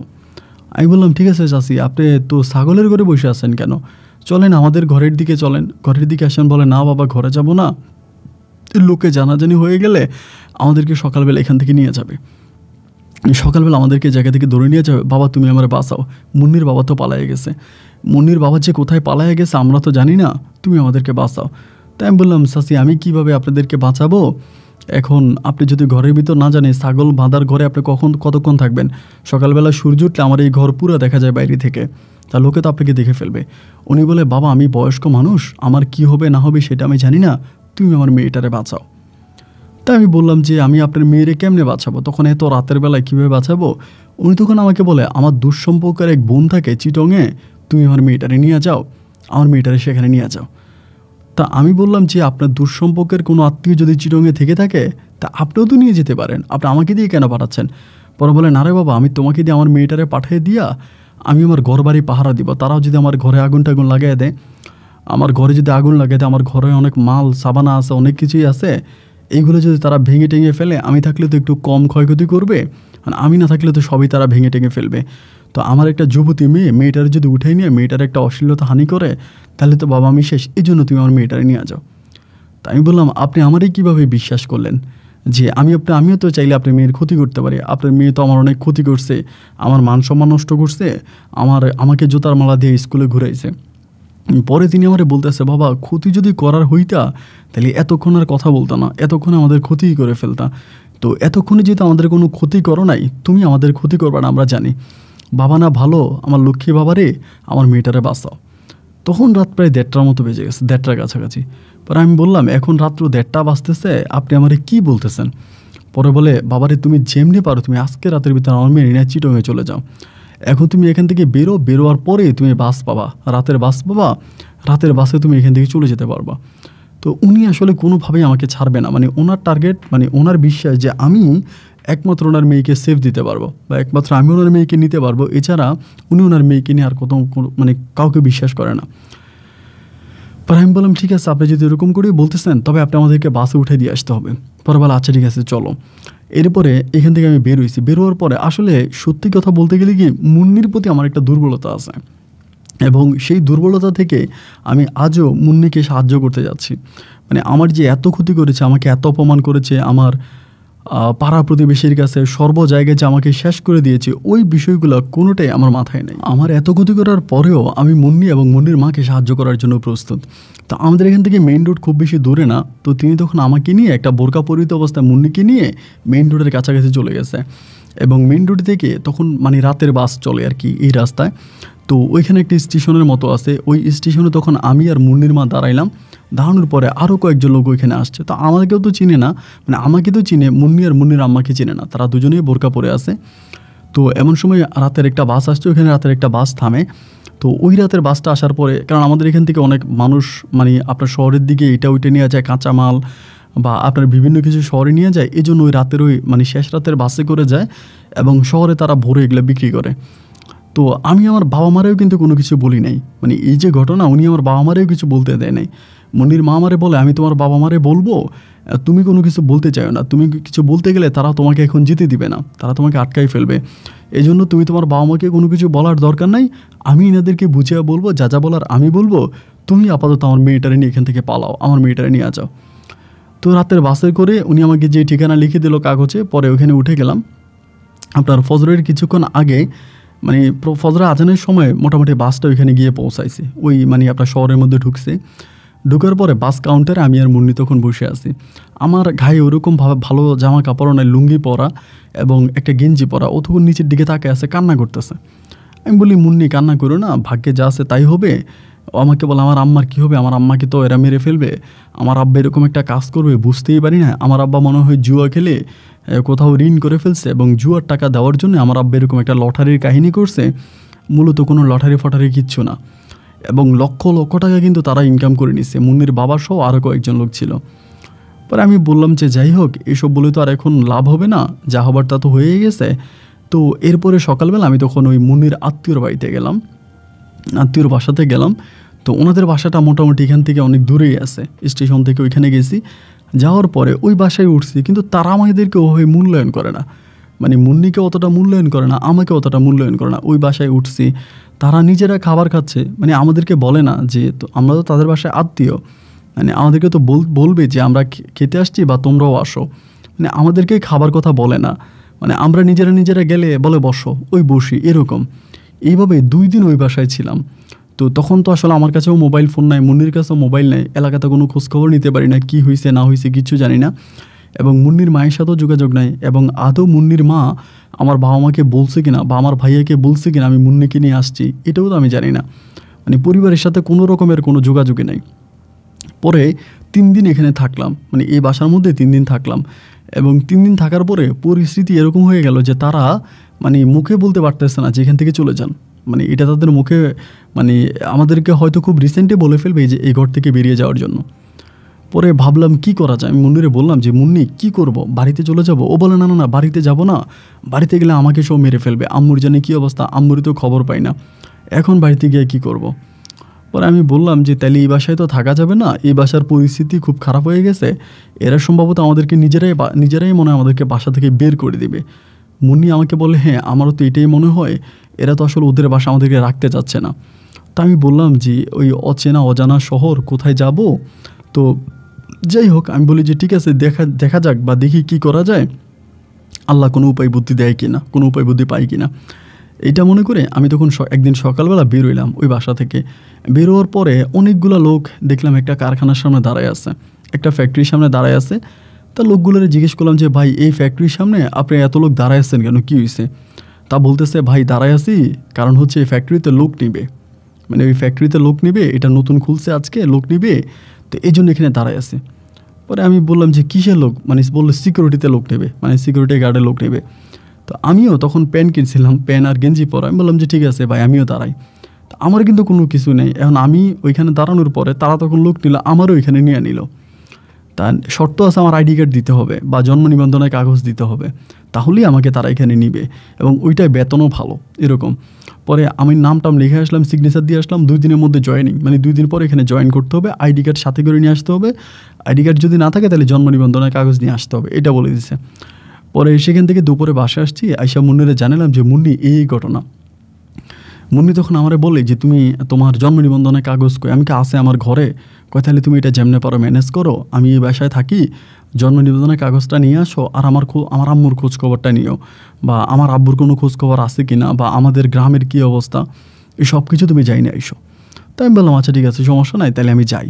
পরে ওর সাথে কথাবার্তা বলি, সেদিন বিকেলে আমি তখন রওনা দিছি, আমাকে বলে তুমি কিন্তু চলে এসো আবার। আমি বললাম হ্যাঁ আসবো, আমি তো তোমার এরকম একটা পরিস্থিতির মধ্যে রেখে আমি তো আর থাকতে পারবো না, আমি অবশ্যই আসবো। পরে আমি আস্তে আস্তে করে বাড়ির দিকে গেলাম, এবং বাড়ির দিকে যেতে যেতে রাত হয়ে গেছে। তখন রাত হয়ে যাওয়ার পরে পাশের বাড়ি আমার এক বন্ধু আছে পরিচিত, ওর বাসায় গেলাম। ওর বাসায় যাওয়ার পরে ওরে বললাম যে দোস্ত এই ঘটনা, তো ও আর আমি তখন রাতের বেলায় আমাদের বাড়িতে গেছি, রাত্র তখন প্রায় আপনার 10:30টার মতো বেজে গেছে। বাড়িতে যাওয়ার পরে ওর তখন ডাক দিছে আমার আম্মারে, আমার আম্মা দরজা খুলছে, আম্মা তো আমাকে দিকে চিৎকার দিয়ে উঠছে, বাবা তুই কোত্থেকে আসছিস, মানে আম্মা চিৎকার দিয়ে কাঁদতেছে। মানে আম্মার কান্না দেখে আমি বুঝে গেছি যে মুন্নির মা আমার আম্মারে কিছুই বলে না, মানে আমার আব্বা আম্মাকে তারা কিছুই বলে নাই। এই যে মুন্নিকে আমার সাথে দিয়ে দিছে বা আমি মুন্নিরে নিয়ে চলে গেছি চিটং শহরে, এগুলো কিছুই বলে নাই। ঘরের মধ্যে নিচে আমার আব্বা আমার ধরে ধরে কান্না করে, আম্মাও কান্না করে, তুই কোথায় চলে গেছিলি, কী হয়েছে। এটা আমি চিন্তা করলাম যেহেতু মুন্নির আম্মা এই ঘটনাটা আমার আব্বা আম্মার কাছে বলে নাই, আমারও বলার দরকার নাই, কারণ আমি বলতে গেলে এখন আব্বা আম্মা আমার সাথে আবারও ডাকাডাকি করবে, চিল্লি করবে, তুই গেলি কেন, তাদের মেয়ের উপকার করলি কেন। কারণ মুন্নি তো আমার অনেক ক্ষতি করছে, আমার আব্বার মান সম্মান, আমার ভাইয়ের মান সম্মান, আমার জোতার মালা পরায় স্কুলের মাঠে ঘুরাইছে, এই জন্য হয়তো আব্বা আমার উপরে খেপে যাবে, আর মানে আমি একটা ইয়ের ভিতরে পড়ে যাব। এই বলে আমি আর আব্বা আম্মারে বলি নাই যে এই ঘটনা, বা আমি যে পালাই গেছে বাড়ি থেকে, বা মুন্নিকে যে আমি নিয়ে গেছে। পরে আমি বললাম মা আমার তো বাড়িতে ভালো লাগতেছিল না, এই জন্য আমি বাড়ি থেকে চলে গেছি। বাড়ি থেকে চলে চট্টগ্রাম শহরে গেছি, একটা চাকরি পেয়েছি, মানে আনসারের চাকরি পেয়েছি। ওটা কিন্তু আমি মিথ্যা কথা কইছি, আসলে আনসারের চাকরি না, ওটা ছিল একটা সিকিউরিটি গার্ডের চাকরি। তা আম্মা আমারে বলি তুই আনসারে চাকরি পেয়েছস, আমি বললাম হ্যাঁ আনসারে চাকরি পেয়েছি, তা 2 দিন পরে আমার জয়েনিং, এখন আমার জন্ম নিবন্ধনের কাগজ লাগবে, এটা নেওয়ার জন্য আসছি। পরে আম্মা বলে আনসারে চাকরি করা লাগবো না, এই সেই তুই বাড়িতেই থাক, তুই চিনোস না জানোস না, কই যাবি, কোথায় চাকরি করবি, এরকম করে বলতেছে। পরে আমি আমার মায়েরে বললাম যে মা দেখো আমি যেখানে যাচ্ছি এটা অনেক ভালো, এবং আমাদের এলাকার অনেক লোকজন আছে ওখানে চাকরি করে, তা তুমি আমার যাইতে দাও। আব্বা তখন বলতেছে হ্যাঁ যদি আনসারে চাকরি পাই তাহলে ভালো, যাক। আমার আব্বাও তখন বলতেছে। তা পরের দিন সকালবেলা, না আমার তো কোনো পড়াশোনা না, আমি কেমনি আনসারে চাকরি পাবো, এটা তাদের আর মাথায় ছিল না যে আনসারে চাকরি পেতে তো পড়াশোনা লাগে। যাই হোক সকালবেলা নাস্তা পানি কইরা আমার কাছ থেকে কয়েকটা টাকা নিয়ে, আব্বু আমার কয়েকটা টাকা দিয়েছে, তাদের কাছ থেকে টাকা নিয়ে আমি তখন আপনার ওই যে কার্ডটা নিয়ে, মানে জন্ম নিবন্ধনের কাগজটা নিয়ে আমি তখন রওনা দিচ্ছি চিটংয়ে। তা দুপুরের দিকে এসে পৌঁছাইছি, আসার পরে তখন আমি মুন্নির সাথে দেখা করি। তা মুন্নি আমার বলে তাহলে সব কিছু ঠিক আছে? আমি বললাম সবই ঠিক আছে, আমি আগে জয়েন করি। এর পরের দিনে আমি তখন ওই কোম্পানিতে গিয়ে জয়েন করি আইডি কার্ড দিয়ে, মানে আমার জন্ম নিবন্ধনের কাগজ দিয়ে, পরে তারা আমার জয়েনিংয়ে নিয়ে আনে। তা সিকিউরিটি গার্ডের পোশাক টোশাক পরাই দেয়। তা 1 সপ্তাহের মতো এখানে ডিউটি করি। ওই বাসায় আসি, এই বাসায় এসে আবার ডিউটি করি। সেই একটা পর্যায়ে ওই বাসার লোকজন আবার এখানে, আমি মুন্নির আম্মারও খবর নিছি, মুন্নিদের ঘরবাড়ি সব ভেঙে দিছে এবং মুন্নিদের আপনার গরু ছিল নাকি একটা, ওইটাও নাকি নিয়ে গেছে। ওরা গরুটা নিয়ে জবাই করে সবাই খেয়ে ফেলছে এবং খুবই ক্ষতি হয়েছে। মুন্নির আম্মার গায়েও হাত তুলছে। যদি মুন্নি থাকতো তাহলে মুন্নির অনেক ক্ষতি হইতো। আর আমি কিন্তু মুন্নির আম্মার সাথে আর দেখা করি নাই। রাতে গেছি, সকালে বাড়ি থেকে চলে আসছে, মুন্নির আম্মার সাথে দেখা করি নাই। তো মুন্নি এভাবে আমার সাথেই আছে। আর এরই মাঝে মুন্নির আম্মাও কিন্তু গ্রাম ছেড়ে আসতেছে না, বাড়ি ছেড়ে আসতেছে না। উনিও বাড়ি ছেড়ে আসে না, কারণ উনি বাড়ি থেকে আসলে ওনার তো আর ছেলে মেয়ে নাই, একটাই মেয়ে। তা বাড়ি থেকে আসলে অনেক সমস্যা হবে। উনি সম্ভবত ওনাদের আত্মীয় স্বজনের সাথে যোগাযোগ করছে কোনো না কোনোভাবে, মোবাইল ফোনে বা যেভাবেই হোক। তারা বলছে যে তাদের মেয়ে ভালো আছে বা এটা, তারা কি যে বলছে তারাই ভালো জানে। তা মুন্নিও তার আম্মুর সাথে কোনো কথাবার্তা বলতে আমি দেখি নাই। পরে 1 সপ্তাহ পরে ওইখানে চাকরি করার পরে আমি তখন চিন্তা করলাম, ওই যে আম্মু কিছু টাকা দিছিল, আব্বু টাকা দিছিল, ওইগুলো দিয়ে আমি মুন্নিরে বললাম একটা ঘর ভাড়া নিব। তো আমার বলে ঘর ভাড়া নিবা? আচ্ছা তাহলে ঘর ভাড়া নাও। পরে মুন্নিও তো বিয়ে করে নেয়, আমিও বিয়ে করি নাই, 2টা ব্যাচেলার ছেলে মেয়ে, আমাদেরকে তো ঘর ভাড়া দিতে চায় না। পরে শেষ পর্যন্ত মুন্নি আমার বললো যে তুমি একটা কাজ করো, বলো আমরা স্বামী স্ত্রী পরিচয়ে ঘর নিয়ে নাও, পরে চিন্তা করা যাবে। পরে স্বামী স্ত্রী পরিচয়ে ঘর নিয়ে নিলাম, একটা ঘর ভাড়া করলাম। ঘর ভাড়া করে তখন মুন্নিরই নিয়ে ওই ঘরের মধ্যে উঠলাম। তা ঘরের মধ্যে উঠলাম, বাড়িওয়ালা বলতেছে কাবিনের কাগজ দেওয়া লাগবে, মানে কাবিনের পেপার দেওয়া ছাড়া বাড়িওয়ালা রাখবে না, এরকম একটা কথাবার্তা বলতেছে। পরে দুজনে চিন্তা করলাম যে ঠিক আছে বিয়ে করে ফেলি, মানে এরকম একটা সিদ্ধান্তে গেলাম, বিয়ে করে ফেলি। আমি কিন্তু মুন্নির উপরে খুবই দুর্বল, মানে অনেক দুর্বল। আমি ওর অনেক ভালোবাসি, তখনও অনেক ভালোবাসতাম আর কি। মানে ও আসলে অনেক সুন্দরী ছিল, সত্যি কথা যেটা, আমার সাথে ওরা মানায় না। ও লম্বা ফর্সা এবং চেহারা অনেক বেশি ফর্সা ছিল, মানে নর্মালি একদম সিনেমার নায়িকার মতো। আমার কাছে মনে হয় যে বাংলাদেশি নায়িকা যে পপি আছে না, অনেকটা পপির মতো ছিল ওর চেহারা। পরে তখন বাড়িওয়ালা মানবে না, কাবিনের কাগজ দেখাইতে হবে। পরে আমি মুন্নিরে বললাম যে মুন্নি আমরা বিয়ে করে ফেলি, এভাবে থাকলে বাড়িওয়ালা যদি পেপার চায়, পেপার দিব কোত্থেকে, বিয়ে করে ফেলি। ও তখন আমারে বলে যে তুমি আমার বিয়ে করে যদি আমার ইউজ করে ছেড়ে দাও তাহলে আমার কি হবে? তাই না, আমি বললাম যে এটা তুমি কী ধরনের কথা বলো, আমি তোমাকে ইউজ করে ছেড়ে দিব? আমি যদি তোমাকে ইউজ করে ছেড়েই দিতাম তো তোমার জন্য তো এত রিস্ক নিতাম না, এত কিছু করতাম না। আমাকে বলে এইগুলো আমি বিশ্বাস করি না, আমাকে বিয়ে করতে হলে আমার শর্ত আছে। পরে আমি বললাম যে শর্ত, তোমার সব শর্ত আমি মানতে রাজি আছি, সমস্যা নাই। আমারে বলে আমার শর্তটা হচ্ছে একটা শর্ত, যে তুমি যদি আমার বিয়ে করো তাইলে আমারে কাবিন দিতে হবে 10 লাখ। চিন্তা করেন। আমি তখন বললাম যে 10 লাখ টাকা কাবিন দিতে হবে কেন? ও বলে তুমি যদি আমার 2 দিন পরে ইউজ করে ছেড়ে দাও, এই বিয়েতে আমার বাবা নাই, মা নাই, কেউ নাই, এখন বিয়ে করবা, এরপরে কয়েকদিন পর ছেড়ে দিবা, এটা হবে না। আমার বিয়ে করলে 10 লাখ টাকা কাবিন বিয়ে করতে হবে, যাতে তুমি আমার ছাড়তে না পারো। তো তখন আমার কাছে মনে হলো আরে আমি তোরে কখনো ছাড়বই না, মানে আমি তোরে কোনোদিনও ছাড়বো না। তা 10 লাখ কি, 10 কোটি টাকা কাবিন দিতেও আমার সমস্যা নেই। যদি ছাড়াছাড়ি করতাম তাহলেও হয়তো একটা ভয় থাকতো যে আমি বিয়ে করবো, কয়েকদিন পরে ছেড়ে দেবো, কাবিনের টাকা দেওয়া লাগবে। তা আমি তোরে কখনো ছাড়বই না, তা কাবিনের টাকা দিতে সমস্যা কি? কাবিন বাড়ায়, আমি ঠিক আছে 10 লাখ টাকা কাবিন। তো উকিলের সাথে কথাবার্তা বললাম, কথাবার্তা বলার পরে উনি আমার অনেক টাকা হিসাব দিল, মানে সরকারি খাতায় টাকা দিতে হবে, 10 লাখ টাকা কাবিন দিতে হলে অনেক টাকা ওদের ওখানে দেওয়া লাগে। আমি খুব অবাক হয়ে গেলাম, বিশ্বাস করেন। মানে এইরকম যে একটা সমস্যা গেল, মানে মহা ঝামেলার মধ্যে ছিলাম, এত প্রবলেমের মধ্যে ছিলাম, না খাইয়েও ছিলাম। কিন্তু মুন্নি আমারে কখনোই একটা টাকা দেয় নাই, বা ওর কাছে টাকা আছে ও কখনোই বলেই নাই। কিন্তু যখন বিয়ে করব, বিয়ের করার জন্য টাকা লাগবে, ওইখানে টাকা দিতে হবে, যেহেতু 10 লাখ টাকা কাবিন, ওইখানে সরকারি খাতে অনেক টাকা লাগে। ওই সময় ও করলো কি, আমাকে এক স্বর্ণের চেন আর একটা হাতের আংটি দিল। মানে এই স্বর্ণের চেন আর হাতের আংটি এগুলো ওরই, এবং ওইগুলো পরিও বাসা থেকে বেরোইছে। ওই কী করছে, এগুলো লুকিয়ে রাখছে, মানে স্বর্ণের চেন, হাতের আংটি এগুলো খুলে লুকিয়ে রাখছে। এবং ওর কাছে সেই সময় নগদে 20,000 টাকাও ছিল। মানে আমি খুব অবাক হয়ে গেলাম যে ওর নিয়ে আমি বাড়ি থেকে বের হয়েছি, ওর কাছে এত টাকা বা এত গয়নাগাটি এগুলো আমি জানতামই না। এবং ও কখনো এইসব বিষয়ে কথাই বলে নাই। ও আমার বলে এগুলো নিয়ে যাও, এগুলো বিক্রি করো, এগুলো বিক্রি করে তুমি আমার বিয়ে করো। পরে আমি বললাম যে ঠিক আছে, আমার তো কোনো সমস্যা নাই। পরে আমি ওর গলার চেন, হাতের একটা মানে ইয়ে ছিল আপনার আংটি ছিল, অনেক মোটা, অনেক বড়। তো হাতের ওই আংটিটা বিক্রি করলাম, ওর নগদে যে টাকাটা ছিল ওইটা নিলাম। পরে মানে টোটালি 20 লাখ টাকা না, মানে 10 লাখ টাকা না, আপনার 8 লাখ টাকা কাবিন হয়েছে। 8 লাখ টাকা কাবিনে পরে আমি বিয়ে করি। কাবিনটা কিন্তু 10 লাখ টাকায় করতাম, 10 লাখ টাকা করেই নেই, কারণ হচ্ছে ওই যে সরকারি খাতে যে টাকা দেওয়া লাগে ওই টাকা আর আমাদের কাছে হচ্ছে না, এই জন্য 2 লাখ টাকা কমাই 8 লাখ টাকার ভিতরে পরে আমি ওরে বিয়ে করি। তা বিয়ে করার পরে ওই বাসার মধ্যেই ওরে নিয়ে উঠি, তা দুজনেই আবার বাসর ঘর তৈরি করি, ছোটোমাটো করে বাসর ঘর করি। যাই হোক, আলহামদুলিল্লাহ আমার দিনগুলো খুব ভালোই কাটতেছে, কোনো সমস্যা নাই। তা মুন্নি আমার সাথেই থাকে, এরকম করে প্রায় আপনার 1 মাসের মতো কেটে যায়। 1 মাস পরে মুন্নি তার আম্মুর সাথে যোগাযোগ করে। তা মুন্নির বাবার কোনো খোঁজখবর কিন্তু আর পেলাম না। এই যে লটারির টাকা নিয়ে যে ওর বাবা কই গেছে ওর বাবাই ভালো জানে। পরে 1 মাস পরে মুন্নির আম্মা আসে, এবং মুন্নির আম্মা আসার পরে যখন মুন্নির আম্মা বিষয়গুলো জানতে পারে যে আমি ওরে বিয়ে করছি বা এটা সেটা, ও খুব হাঙ্গামা করে, ঝামেলা করে। আর আমি মুচির কাজ করতাম, আমি মুচি ছিলাম, এই জন্য উনি খুব মানে খারাপভাবে নেই যে না আমরা ব্যাপারী বাড়ির মানুষ, কেন তুই বিয়ে করলি। ও যখন বলে আম্মু আমার 8 লাখ টাকা কাবিনে বিয়ে করছে, 8 লক্ষ টাকা আমার কাবিন দিছে, এইটা বলার পরে মুন্নির আম্মা একটু চুপ হয়ে যায় যে ঠিক আছে 8 লাখ টাকা কাবিন, এটাতে উনি একটু চুপ হয়, ঠিক আছে, উনি আর কোনো কিছু বলে না। যাই হোক, আলহামদুলিল্লাহ মুন্নির আম্মা মাঝে মাঝে আসে। তো আমি তখন আমার পরিবারের সাথে কথাবার্তা বললাম, আমার আব্বা আম্মাও জানতে পারছে। আমার আব্বা আম্মাও খুব রাগারাগি করলো যে আমি কেন মেয়ের নিয়ে পালাইলাম রাতের অন্ধকারে, কেন আমি আমার আব্বা আম্মাকে জানাইলাম না বিষয়টা, আমি কেন এরকম করলাম। আমার আব্বা আম্মা আমার উপরে মোটামুটি রাগান্বিত। যাই হোক, সব কিছু ঠিক হলো। তখন আমিও চাকরি করি, মুন্নি কিন্তু ওই সময় কোনো চাকরি বাকরি করে না। এরকম করে আমার বাসায় মুন্নি থাকতেছে। হঠাৎ করে মুন্নি আমারে বলতেছে, ওই সময় কিন্তু ও প্রেগনেন্ট হয়, মানে বেবি কনসেপ্ট করে। তা বেবিটা কনসেপ্ট করার পরে ওর একটা বান্ধবী হয় হ্যাপি নামের একটা মেয়ের সাথে। ওই সময় ধরেন আপনার ফেসবুক শুরু হয়, মানে হাতে হাতে মোটামুটি ফেসবুক আসে। তা ওই হ্যাপি মেয়েটার সাথে ও কেমনে পরিচয় হয়, এবং ওই হ্যাপি মেয়েটা ওরা তখন বলে যে মানে ওরা কোন একটা আপনার পার্লারে না কোথায় যেন একটা চাকরি করবে। মানে হ্যাপি বলে আমার বউরে যে পার্লারে চাকরি করব। তা আমার বউ তখন বলে এর পার্লারে চাকরি বেশি করবো কি না। তা আমি বললাম যে ঠিক আছে, সমস্যা নাই, পার্লারে চাকরি করবা করো। তো হ্যাপি নামের ওই মেয়েটার সাথে আমার বউ তখন পার্লারে যাইতো। ওই মেয়েটার বাড়ি ছিল নোয়াখালীতে। তা মেয়েটার সাথে পার্লারে যাইতো, পার্লার থেকে আসতো। এরকম করতে করতে একদিন আমার বাড়িগুলো আমারে বলতেছে যে মামুন, তোমার বউ দেখলাম যে হ্যাপি নামের একটা মেয়ের সাথে কোথায় যায়, কোথায় আসে, এখন তুমি তোমার বউর ওই মেয়েটার সাথে মিশতে দিলা কেন? বাড়িগুলো আমারে বলতেছে। আমি তখন বললাম যে আমার বউয়ের বান্ধবী হ্যাপি, সমস্যা কী?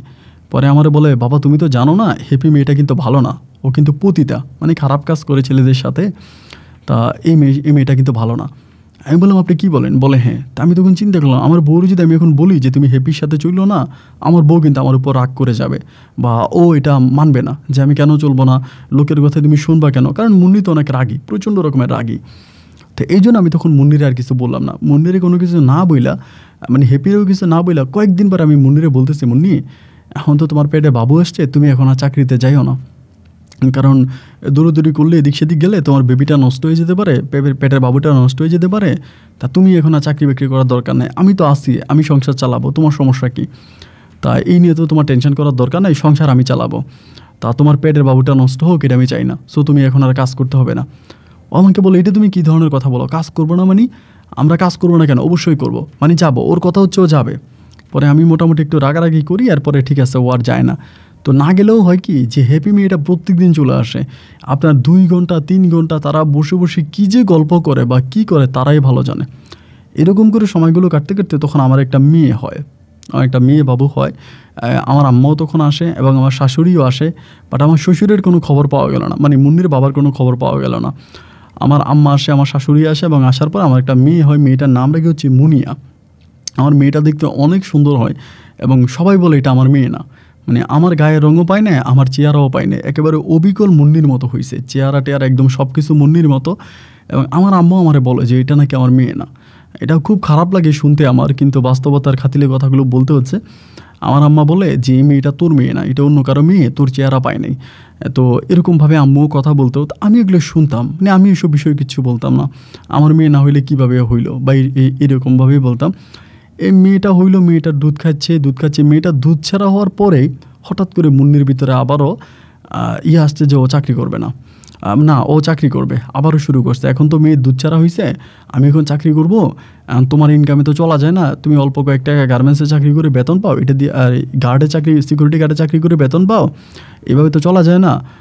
আমি আমার চাকরি করব। তা আমি বললাম তুমি যদি চাকরি করো মেয়েরে রাখবে কে? ও বলে মেয়ে রাখার জন্য আমি একটা বুয়া রাখবো। তা আমি অবাক হয়ে গেলাম যে একটা বুয়ার বেতন কত, তোমার বেতন কত? ও বলে আমি বেশি টাকা বেতন পাবো, আমার বেতনের অর্ধেক টাকা আমি বুয়াকে দিয়ে দিব, বুয়া আমার মেয়ে দেখাশোনা করবে। আর যেমন কথা তেমন কাজ। ও তখন কী করলো, বেতনের অর্ধেক টাকা দিয়ে দিল বুয়ারে, আমার বাসায় একটা বুয়া রেখে দিল। তখন আমিও চাকরিতে যাই, ও চাকরিতে যায়, বুয়া তখন আমার মেয়েরে দেখাশোনা করে। এইভাবে ভাই মাসখানিক পরে ও তখন হঠাৎ করে একটা দামি মোবাইল কিনে ফেলছে, যে মোবাইলটার দাম আপনার প্রায় 40 থেকে 45,000 টাকা সেই সময়কার।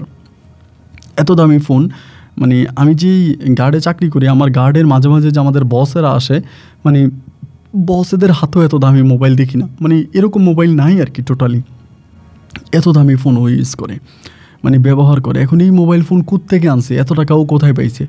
এগুলো নিয়ে তো একটা স্বামী হিসাবে আমার প্রশ্ন জাগতেই পারে যে তুমি এত টাকা কই পাইলা, কোত্থেকে মোবাইল ফোনটা কিনলা, এত দামি মোবাইল ফোন কে তোমারে দিল? মানে ওই যে সবাই বলতো যে মুন্নি মেয়েটা খারাপ, আর সরি এই হ্যাপি মেয়েটা খারাপ, হয়তো হ্যাপির সাথে থেকে আমার বউ খারাপ হয়ে গেছে। মানে আমার ভিতরে তখন এই জিনিসটা মনে হলো আর কি। যাই হোক, কী আর করা, মুন্নি তো আর আমার কোনো কথাই শোনে না, কিছু বললেই রেগে যায়, খেপে যায়, আমাকে মারতে আসে, মানে আমার উপর তেড়ে আসে, মানে খুব খারাপ একটা অবস্থা। মানে এক কথায় যেটা বলে যে পুরোই বেপরোয়া, ও কাউকে মানে না, কারো কথা শোনে না, সম্পূর্ণ বেপরোয়া ওর চলাফেরা। তো আমি আর কিছু বললাম না, যে যাই হোক আল্লাহ তাআলা ভাগ্যে যা রাখছে তাই হবে, ওর সাথে রাগারাগি করে বা কী হবে, ও তো আমার কোনো কথা মানে না, আমার কোনো কথা শোনেও না। তা আমি ওরে আমি ওর মতো করে ছেড়ে দিলাম, যা আছে ও যাই করো, ও তা করুক গা, ওরা আমি আর কোনো কিছু বলবো না। এরকম করে যেতে যেতে একটা পর্যায়ে দেখলাম তারা মানে 24টা ঘন্টা এই হ্যাপি তখন আমার বাসায় থাকতে শুরু করছে। মানে আমার বাসায়ও থাকতো, আমার মেয়েটারে খুব পছন্দ করতো, মুনিয়ারা পছন্দ করতো, এই জন্য মুনিয়ার সাথে বাসায় থাকতো। এরকম করে করে মানে হঠাৎ করে তারা ফেসবুকের ভিতরে কী জানি দেখে, এরকম করে ফেসবুকে দেখে এবং যে কোনো সময় বাইরে চলে যায়, এবং মানে কারোর সাথে কথা বলে এই সে, মানে কেমন একটা অবস্থা। হঠাৎ করে আমারে বলতেছে যে আমি পাসপোর্ট করব। আমার বউ, আমি বললাম যে তুমি পাসপোর্ট করবা কেন? ও বলে আমি বিদেশে যাব। তা আমি বললাম যে ওমা, এটা কী ধরনের কথা, তুমি বিদেশে যাবা? কোথায় যাবা? বলে আমেরিকা। আমি তো শুনে বা কী হয়েছে আমেরিকায় যাবা? আমি বললাম যে না, এটা কীভাবে সম্ভব, তুমি আমেরিকাতে যাইতে পারো না, এই সেই এটা সেটা, মানে মোটামুটি ঝগড়া ঝামেলা, মানে খুবভাবে তার সাথে আমার ঝামেলা হইতেছে। এইভাবে আপনার 14-15 দিন পরে ও তখন পাসপোর্ট বানায় ফেলে। পাসপোর্ট বানানোর পরে একদিন আমি হ্যাপিরে গোপনে জিজ্ঞেস করি যে বোন, তুমি তোমার বোনের মতো, তুমি আমার বাসায় আসো, আমার বাসায় থাকো, সবই ঠিক আছে, কিন্তু আমার বউ হঠাৎ করে পাসপোর্ট কেন বানাচ্ছে? ও বিদেশ যাবে, তা আবার আমেরিকাতে কেন, কী হয়েছে? মানে তুমি তো থাকো আমার বউয়ের সাথে, তুমি জানো। পরে আমারে বলে ভাইয়া আমি তো আসলে তেমন কিছু জানি না, তবে আমার কাছে মনে হয় যে আপনার বউ এই আমেরিকান একটা ছেলের সাথে প্রেম করে ফেসবুকে। তা আমি বললাম যে আমেরিকার একটা ছেলের সাথে ও প্রেম করে? বলে হ্যাঁ, আমেরিকার একটা ছেলের সাথে আপনার বউ প্রেম করে, এবং ওই ছেলের সাথে আপনার বউর প্রচুর মানে মাখামাখি সম্পর্ক, মানে মোটামুটি অনেক মাখামাখি সম্পর্ক, এবং এই ছেলে আপনার বউরে আমেরিকাতে নিয়ে যাবে। তো মানে এতটাই কষ্ট লাগছে আসলে তখন, মানে কী রে ভাই, এটা কী বলে? আমার একটা সন্তান আছে, আমার একটা মেয়ে বাবু আছে, এখন ওই আমেরিকার কোন ছেলের সাথে সম্পর্ক? তো আমি ওর সাথে শুয়ে জিজ্ঞেস করি যে মুন্নি, তুমি এগুলো কী বলতেছো? আমাদের বাবু আছে মুনিয়া, তুমি এরকমভাবে চলে যাবা কোন আমেরিকা ছেলেরে তুমি পছন্দ করো, আমেরিকার ছেলে তোমার সাথে প্রেম করে? আমার বলে আরে ও আমার মানে ফ্রেন্ড, তো ও আমাকে আমেরিকাতে নিয়ে যাবে, আমেরিকাতে নিয়ে গেলে পরে আমি পরে তোমার নিয়ে যাব। পরে আমি বললাম যে এটা কী ধরনের কথা তুমি বললা, যে একটা ছেলের সাথে তোমার ফ্রেন্ড? বলে তুমি বাদ দাও, এই ছেলেটা আমার ফ্রেন্ড না, এই ছেলেটা হ্যাপির ফ্রেন্ড, এবং হ্যাপি থেকে আমার সাথে পরিচয়, হ্যাপি আমার সাথে পরিচয় করাই দিয়েছে। তো আমি তখন বুঝতে পারলাম আর কি, যে যত নষ্টের গোড়া বা যত নষ্টের মূল হচ্ছে হ্যাপি, মানে হ্যাপি সব কিছু ঘটাইছে এরকম। যাই হোক, হ্যাপি কিন্তু বলছে হ্যাপি যাবে না।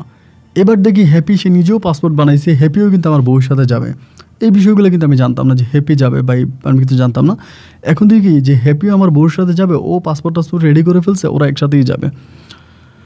মানে আমার বউ আর ভাই আমার সাথে কথা বলে না। আমি যেই বউয়ের জন্য এত কষ্ট করলাম, পারিবারিকভাবে, সামাজিকভাবে, সর্বদিক থেকে এত কষ্ট পাইলাম, লাঞ্ছিত, অপমানিত, অপদস্থ, এরপরে আমার একটা সন্তান আছে, সব কিছু ছেড়েও আমাকে ছেড়ে চলে যাবে, নিজের মতো করে শপিং টপিং করতেছে, কেনাকাটা করতেছে। টাকা যে কোত্থেকে আসে বা কে তাদেরকে টাকা দেয় আমি ভাই কিছুই জানি না। এই টাকা কোত্থেকে বা এই টাকা আসে কোত্থেকে? শপিং টপিং করতেছে, কেনাকাটা করতেছে হুড়দুম আমার জন্য, মানে ওর মেয়ের জন্য, ওর জন্য, আমার জন্য কিছুই না। কেনাকাটা করে, দামি মোবাইল ফোন ব্যবহার করে, দামি গিফট নেয়, মানে কেমন যে একটা অবস্থা আসলে বলে বোঝানো যাবে না। যাই হোক, এরকমভাবে একটা সময় চলে যাবে। যেদিন চলে যাবে তার আগের দিন আমার জন্য একটা পাঞ্জাবি আনছে, সাদা একটা পাঞ্জাবি। তো আইসা আমারে বলতেছে যে তুমি এটা পরবা, এটা পরলে তোমার অনেক ভালো লাগবে, সবসময় তো সস্তা সস্তা কাপড় পরো, এই যে অনেক দামি একটা পাঞ্জাবি। পরে আমি বললাম আমার কাছে মনে হয় এটা দাফনের কাপড়, মানে সাদা তো দাফনের কাফন মনে হয়, যে তুমি আমার জন্য কাপড় নিয়ে আসছো। পরে বলে বেশি কথা বললো না, সাদা কালার তোমাকে অনেক সুন্দর লাগে, তুমি তো কালো, সাদা পরলে ভাল লাগে, বেশি বুঝো না। তো পরের দিন সকালবেলা ওই সময় আমার মানে ডিউটি ছিল সকালে আর কি, সিকিউরিটি গার্ডের সকালবেলা ডিউটি, সকালে আমি চলে যাব ডিউটিতে। তা আমারে বলতেছে যে তুমি আজকে ডিউটিতে যাইও না, আমি তো চলে যাব, দুপুরে আমাদের ফ্লাইট, তো আমাদেরকে এয়ারপোর্টে দিয়ে আইসো, এরপরে না হয় যাইও। ওর মাও কিন্তু চলে আসছে, ওর মাও কিন্তু বিষয়টা জানে যে ও চলে যাচ্ছে, তো ওর মাও কিন্তু চলে আসছে, আবার ওর দূর সম্পর্কের এক মামা আসো আমার বাসায়। পরে আমি বললাম যে তুমি চলে যাবা, ভালো কথা, তুমি যাও, সমস্যা নেই, আমি যেতে হবে, আমার ডিউটিতে যেতেও আমার আজকে ইম্পর্টেন্ট কাজ আছে। মানে একরকম আসলে চোখের পানি রাখার মতো অবস্থা নাই আর কি। কান্না করতে করতে তখন বাসা থেকে বেরিয়ে গেলাম। ঘাটে চাকরি করতেছি, ঘড়ির দিকে তাকাইতেছে, ও তো চলে যাবে আমি জানি, চলে যাবে আমি জানি। তা অনেক পরে আমি যে সময় যাবে বলছে তার 1 ঘন্টা আগে আমি এয়ারপোর্টের গেটে গিয়ে দাঁড়ায় আছি। এয়ারপোর্টের গেটে গিয়ে দাঁড়ায় আছি, দেখলাম একটা মানে মাইক্রোবাসে করে ও, তারপরে হ্যাপি, আমার শাশুড়ি, আমার মেয়ে, আবার আমার মামা শ্বশুর, ওরা আসছে। আমি দূরে থেকে দাঁড়ায় আছি আর কি। তা আমার বউ ওদের কাছ থেকে বিদায় টিদায় নিয়ে ইমিগ্রেশনের ভিতরে ঢুকে গেল। চোখের পানি আসলে রাখতে পারতেছিলাম না, তখন খুব কান্না করতেছিলাম বাইরে দাঁড়ায় দাঁড়ায়। পরে সেখান থেকে আবার আমি অফিসে চলে গেলাম, আমার গার্ডের অফিসে। আপনার 7টার দিকে বাসায় আসছি। আসার পরে দেখলাম যে আমার বাসায় তালা মারা। বাড়িওয়ালারে বললাম যে কী হয়েছে, বাসায় তালা মারা কেন? বলে আপনার শাশুড়ি আপনার মেয়েরই নিয়ে চলে গেছে, না আপনারা যাইতে বলছে, চাবি দিয়ে গেছে। পরে আমি শাশুড়ির কল দিলাম, কি গো মা, আপনার আমার মেয়েটারে নিয়ে গেলেন? পরে বলে তো মেয়েরে কোথায় দিয়ে যাব, তুমি তো চলে গেছো, তোমারে বললাম তুমি যাইও না, তোমার বউ বিদেশে যাবে, তুমি বেটা কোন কল তোমার, তুমি চলে গেছো। তাই আমি বলি আমার মেয়েটারে আপনি দিয়ে যান, এটুকুনে বললাম যে আমার মেয়েটারে আপনি দিয়ে যান। পরে উনি আর আমার মেয়েরে দেয় না। আমি আমার মারে ফোন দিলাম, আমার মা গিয়ে ওনার কাছ থেকে আমার মেয়েটারে নিয়ে আসছে। পরে আমি মেয়েটার সাথে আসছি, পরে আমি একটা বুয়া রাখছি যে আমার মেয়েটারে দেখাশোনা করার জন্য। তো ও আবার বিদেশ যাওয়ার পর আমার সাথে আর কোনো যোগাযোগ করে নাই, মানে আমার মেয়ে আছে কি না এগুলো কোনো কিছু বলে না, কিন্তু ওর আম্মার সাথে ওনাকে মাঝে মাঝে কথা বলে, ওর আম্মুর সাথে। এভাবে দীর্ঘ প্রায় 1 মাস পরে এই হ্যাপি তখন চলে আসছে দেশে। হ্যাপি দেখে দেশে ঘুরতেছে ফিরতেছে। তা হ্যাপিরে দেখার পর আমি জিজ্ঞেস করলাম যে হ্যাপি তুমি আর মুন্নি তো একসাথেই গেছিলা, তো তুমি চলে আসলা, মুন্নি আসে নাই? পরে বললো মুন্নি আসে নাই, মুন্নির ওই দেশ ভালো লাগছে, মুন্নি ওই দেশে রয়ে গেছে এবং ওর ভালো লাগছে, ও আসে নাই। তা আমি বললাম আমেরিকা কি আর মুখের কথা, কত বড় দেশ, তোমরা কেমনে গেলা? তা আবার চিটাং থেকে গেলা? ও বলে চিটাং থেকে ঢাকা গেছে, ঢাকা থেকে ইমিগ্রেশন হয়েছে। মানে মুন্নি মানে আমারে হ্যাপি বলতেছে। হঠাৎ করে কয়েকদিন পরেই আমার শাশুড়ি ফোন দিয়ে বলতেছে, বাবা তোমার সাথে কি আমার মেয়ের কোনো যোগাযোগ আছে? আমি বললাম না, ওর তো কোনো যোগাযোগ নাই। পরে বলো ওর সাথে তো আমারও কোনো যোগাযোগ হচ্ছে না, ওর মোবাইল টোবাইল বন্ধ, ওর সাথে যে মেয়েটা থাকতো এই মেয়েটা কই, এই মেয়েটার কোনো খবর নেই, তো মেয়েটা কই আছে, বা ও যে মেয়েটা ওর সাথে গেছিল। পরে হঠাৎ করে এলাকাতে খবর নিয়ে দেখতেছে হ্যাপি এলাকাতে নাই, হ্যাপি এলাকা থেকে উদা হয়ে গেছে। এবার হ্যাপিরই খুঁজতেছি, হ্যাপির আর পাই না। এবার মুন্নির সাথেও কোনো যোগাযোগ নাই, আমার শাশুড়ির কোনো যোগাযোগ নাই, মানে টোটালি কোনো যোগাযোগ নাই। মানে মুন্নি যে নাম্বার দিয়ে কথা বলতো, মানে যেই ইমুতে কথা, হোয়াটসঅ্যাপে কথা বলতো, ওইটাও বন্ধ, ওই নাম্বারটাও বন্ধ। এবং ওই নাম্বারটা নাকি আমেরিকার একটা নাম্বার ছিল, যে হোয়াটসঅ্যাপে কথা বলতো ওইটা আমেরিকার একটা নাম্বার। পরে আমরা ওরা খুঁজতে শুরু করলাম, মানে আপনার এই মানে হ্যাপিরে খুঁজতে শুরু করলাম যে হ্যাপি কোথায় গেল, কারণ হ্যাপিরে ধরলে আমরা মুন্নির খবর পাবো। এইভাবে খোঁজাখুঁজি করতেছি না, হ্যাপিরে আর কোথাও পাওয়া যায় না। হ্যাপি নাই, হ্যাপি পুরো উধাও হয়ে গেছে এলাকা থেকে, মানে ওই এলাকা থেকেও ভাইগে গেছে টোটালি। পরে এবার খোঁজ খবর নিয়ে জানতে পারি যে এরকম হ্যাপি অনেক মেয়েরই নিয়ে গেছে, অনেক মেয়েরই দেশের বাড়ি নিয়ে গেছে। এরকম অনেক মেয়ের সাথে তার খারাপ সম্পর্ক ছিল, অনেক মেয়েরও দেশের বাড়ি নিয়ে বিক্রি করে দিয়েছে, এরকম অনেকেই বলতেছে। তখন কিন্তু আর এই বিষয়গুলো জানতাম না। পরে অনেক কষ্টের পরে হ্যাপির এক আত্মীয়র সাথে যোগাযোগ করতে পারি। আত্মীয়র সাথে যোগাযোগ করার পরে মোবাইল ফোনে হ্যাপির সাথে 5 মিনিট কথা বলতে পারি। হ্যাপির সাথে আমি 5 মিনিট কথা বলি, শুধু জিজ্ঞেস করি যে হ্যাপি আমার শুধু এইটা বলো যে আমার বউ কই আছে, আর কিছু লাগবে না। হ্যাপি শুধু আমার একটা কথাই বলে যে আপনার বউ দুবাইতে আছে। তা আমি বললাম তোমরা না আমেরিকার কথা বলছিলা, বলে দুবাইতে আছে, আমি আর কিছু বলতে পারবো না। ওই মেয়েরও তার আমি ধরতে পারি না। আর এইসব বিষয় নিয়ে আমরা আইনের কাছে যাব, আমাদের আইন ওভাবে গ্রহণ করেন। আর টাকা পয়সার প্রয়োজন, মানে প্রচুর টাকার প্রয়োজন। আইন তো টাকার কথায় চলে আর উঠে আর বসে, তা আইনের কাছেও তখন যাইতে পারি না। তা এদিক সেদিক ঘুরতেছি, ঘোরাফেরা করতেছি, কোনোভাবেই কিছু পাইতেছি না। শেষ পর্যন্ত ওনা বলছে দুবাইতে আছে, আমি দুবাইতে যাব। হঠাৎ করে আইডিয়া উঠে আমি দুবাইতে যাব। আমি বাড়িতে এসে কান্নাকাটি শুরু করছি আমার আব্বা আম্মার সাথে, আমি দুবাইতে যাবো, তোমরা আমার দুবাইতে পাঠাও। আমি দুবাইতে যাবো, ওখানে গিয়ে আমি টাকা ইনকাম করবো। আমি যে আমার বউর জন্য যাবো এটা কিন্তু বলি না, বলি আমি টাকা ইনকাম করবো, আমি দুবাইতে যাব। আমার কাছে টাকা নেই দেখে আমার বউ আমার রেখে চলে গেছে, আমি দুবাইতে যাব। পরে আমার আব্বা করলো কি, আমাদের একটু জমি ছিল ওইটা বিক্রি করে দিছে। ওইটা বিক্রি করে আমার টাকা দিছে, ওই টাকা দিয়ে আমি তখন পাসপোর্ট করে আমি দুবাইতে যাই। উদ্দেশ্য কিন্তু আমার বউরে আমার খোঁজা। ভাই দুবাইতে যাওয়ার পরে আমি বিভিন্ন আবাসিক হোটেলে যাইতাম ওরে খোঁজার জন্য। কখনো এই হোটেলে, কখনো ওই হোটেলে, বিভিন্ন হোটেলে যাইতাম, শুধু ওরে খুঁজতাম। এইভাবে 9 মাস আমি দুবাইতে থাকি, কিন্তু 9 মাসে আমি আমার বউয়ের কোনো সন্ধান পাই না। 9 মাস পরে আমি জানতে পারছি ওই হ্যাপিরে নাকি আটকাইছে আমার শাশুড়ি, আমার এলাকাতে নিয়ে আটকাইছে। শাশুড়ি আমার এলাকাতে নিয়ে হ্যাপিরে আটকাইছে। আটকানোর পরে হ্যাপি নাকি কোন লোকের ঠিকানা দিছে, ওই লোকে নাকি টাকা চাইতে আছে। ভাই আমি তখন বিশ্বাস করেন আপনি, আমি তখন দুবাই থেকে চলে আসছি। আমি তো গেছিলাম কাজের সন্ধানে বা কাজের উদ্দেশ্যে, বেতনও পাইতাম ভালো, আপনার 20-25 হাজার টাকা বেতন পাইতাম যেখানে চাকরি করতাম। তা আমি তখন সে জায়গা থেকে চলে আসছি বাড়িতে। আইসা আমার বউরে, মানে আমার শাশুড়িরে ধরলাম, কী খবর? তা বলতেছে এরকম হ্যাপি তো একটা ঠিকানা দিল, দুবাইয়ের একটা লোকের নাম্বার। তা দুবাইয়ের ওই লোকটার সাথে তখন আমি ফোনে কথা বলি, আপনার ইমোতে কথা বলি। ওই লোকটার যেখানে থাকতো আমি কিন্তু সেখানে কাজ করতাম, মানে তার পাশাপাশি কাজ করতাম। পরে আমি বললাম, ভাই অমুক কোম্পানি চিনেন? আমি কিন্তু অমুক কোম্পানিতে কাজ করে আসছি, আমার কিন্তু ওইখান থেকে আমি আসছি, আমি কিন্তু একবারে চলে আসছি, মানে ক্যান্সেল দিয়ে চলে আসছে, কোম্পানি আমার ছুটি দেয় না। 9 মাসের পরে আর কিসের ছুটি দিবে? তারপরে এখন টাকা লাগবে। উনি আমারে বলতেছে, ভাই আপনি আমারে বেশি না 2 লাখ টাকা দিয়ে, 3 লাখ টাকা দিয়ে আপনার বউর আমি দিয়ে দেবো আপনার কাছে। আপনার বউ কোন জায়গায় আছে আমি জানি, হ্যাপির মাধ্যমে আসছে, তো হ্যাপি কোন জায়গায় বিক্রি করছে আমি জানি, 3 লাখ টাকা লাগবে। তো দুবাই গেলাম, দুবাই থেকে চলে আসলাম বউয়ের জন্য। এরপরে পরিবার তো আমার কোনো টাকা দিবে না, মানে পারিবারিক কোনো টাকা পয়সা আমি পাচ্ছি না। আমার শাশুড়ি আমার কোনো টাকা পয়সা দেয় না। আমার শ্বশুরও আসলে, এর মধ্যে আবার আমার শ্বশুর আসছে এলাকাতে এসে, আমার শ্বশুর তার জায়গাটায় অনেক কিছু ছিল, এগুলো সে বিক্রি করছে, বিক্রি করে শুধু ঘর বিটা রাইখা বাকি সব জায়গায় বিক্রি করে মানুষের ঋণ দিয়ে দিছে। মানে যারা যারা টাকা পাইতো সবাই টাকা পরিশোধ করছে। উনি এর আগে অনেক টাকা ঋণ করছে মানুষের কাছ থেকে, মানে বাকিতে টাকা নিত। পরে আমার শ্বশুরের অবস্থাও ভালো না, শাশুড়ির অবস্থাও ভালো না, আমার আব্বা আম্মা তো টাকা দিবেই না, যেহেতু আমি ঋণ করে আসছি। শেষ পর্যন্ত আমি, মানে কি বলবো, মানে আমার কাছে 1 লাখ টাকার মতো ছিল, ওই যে বিদেশ করছি কয়েকটা দিন 1 লাখ টাকার মতো জমাইছি।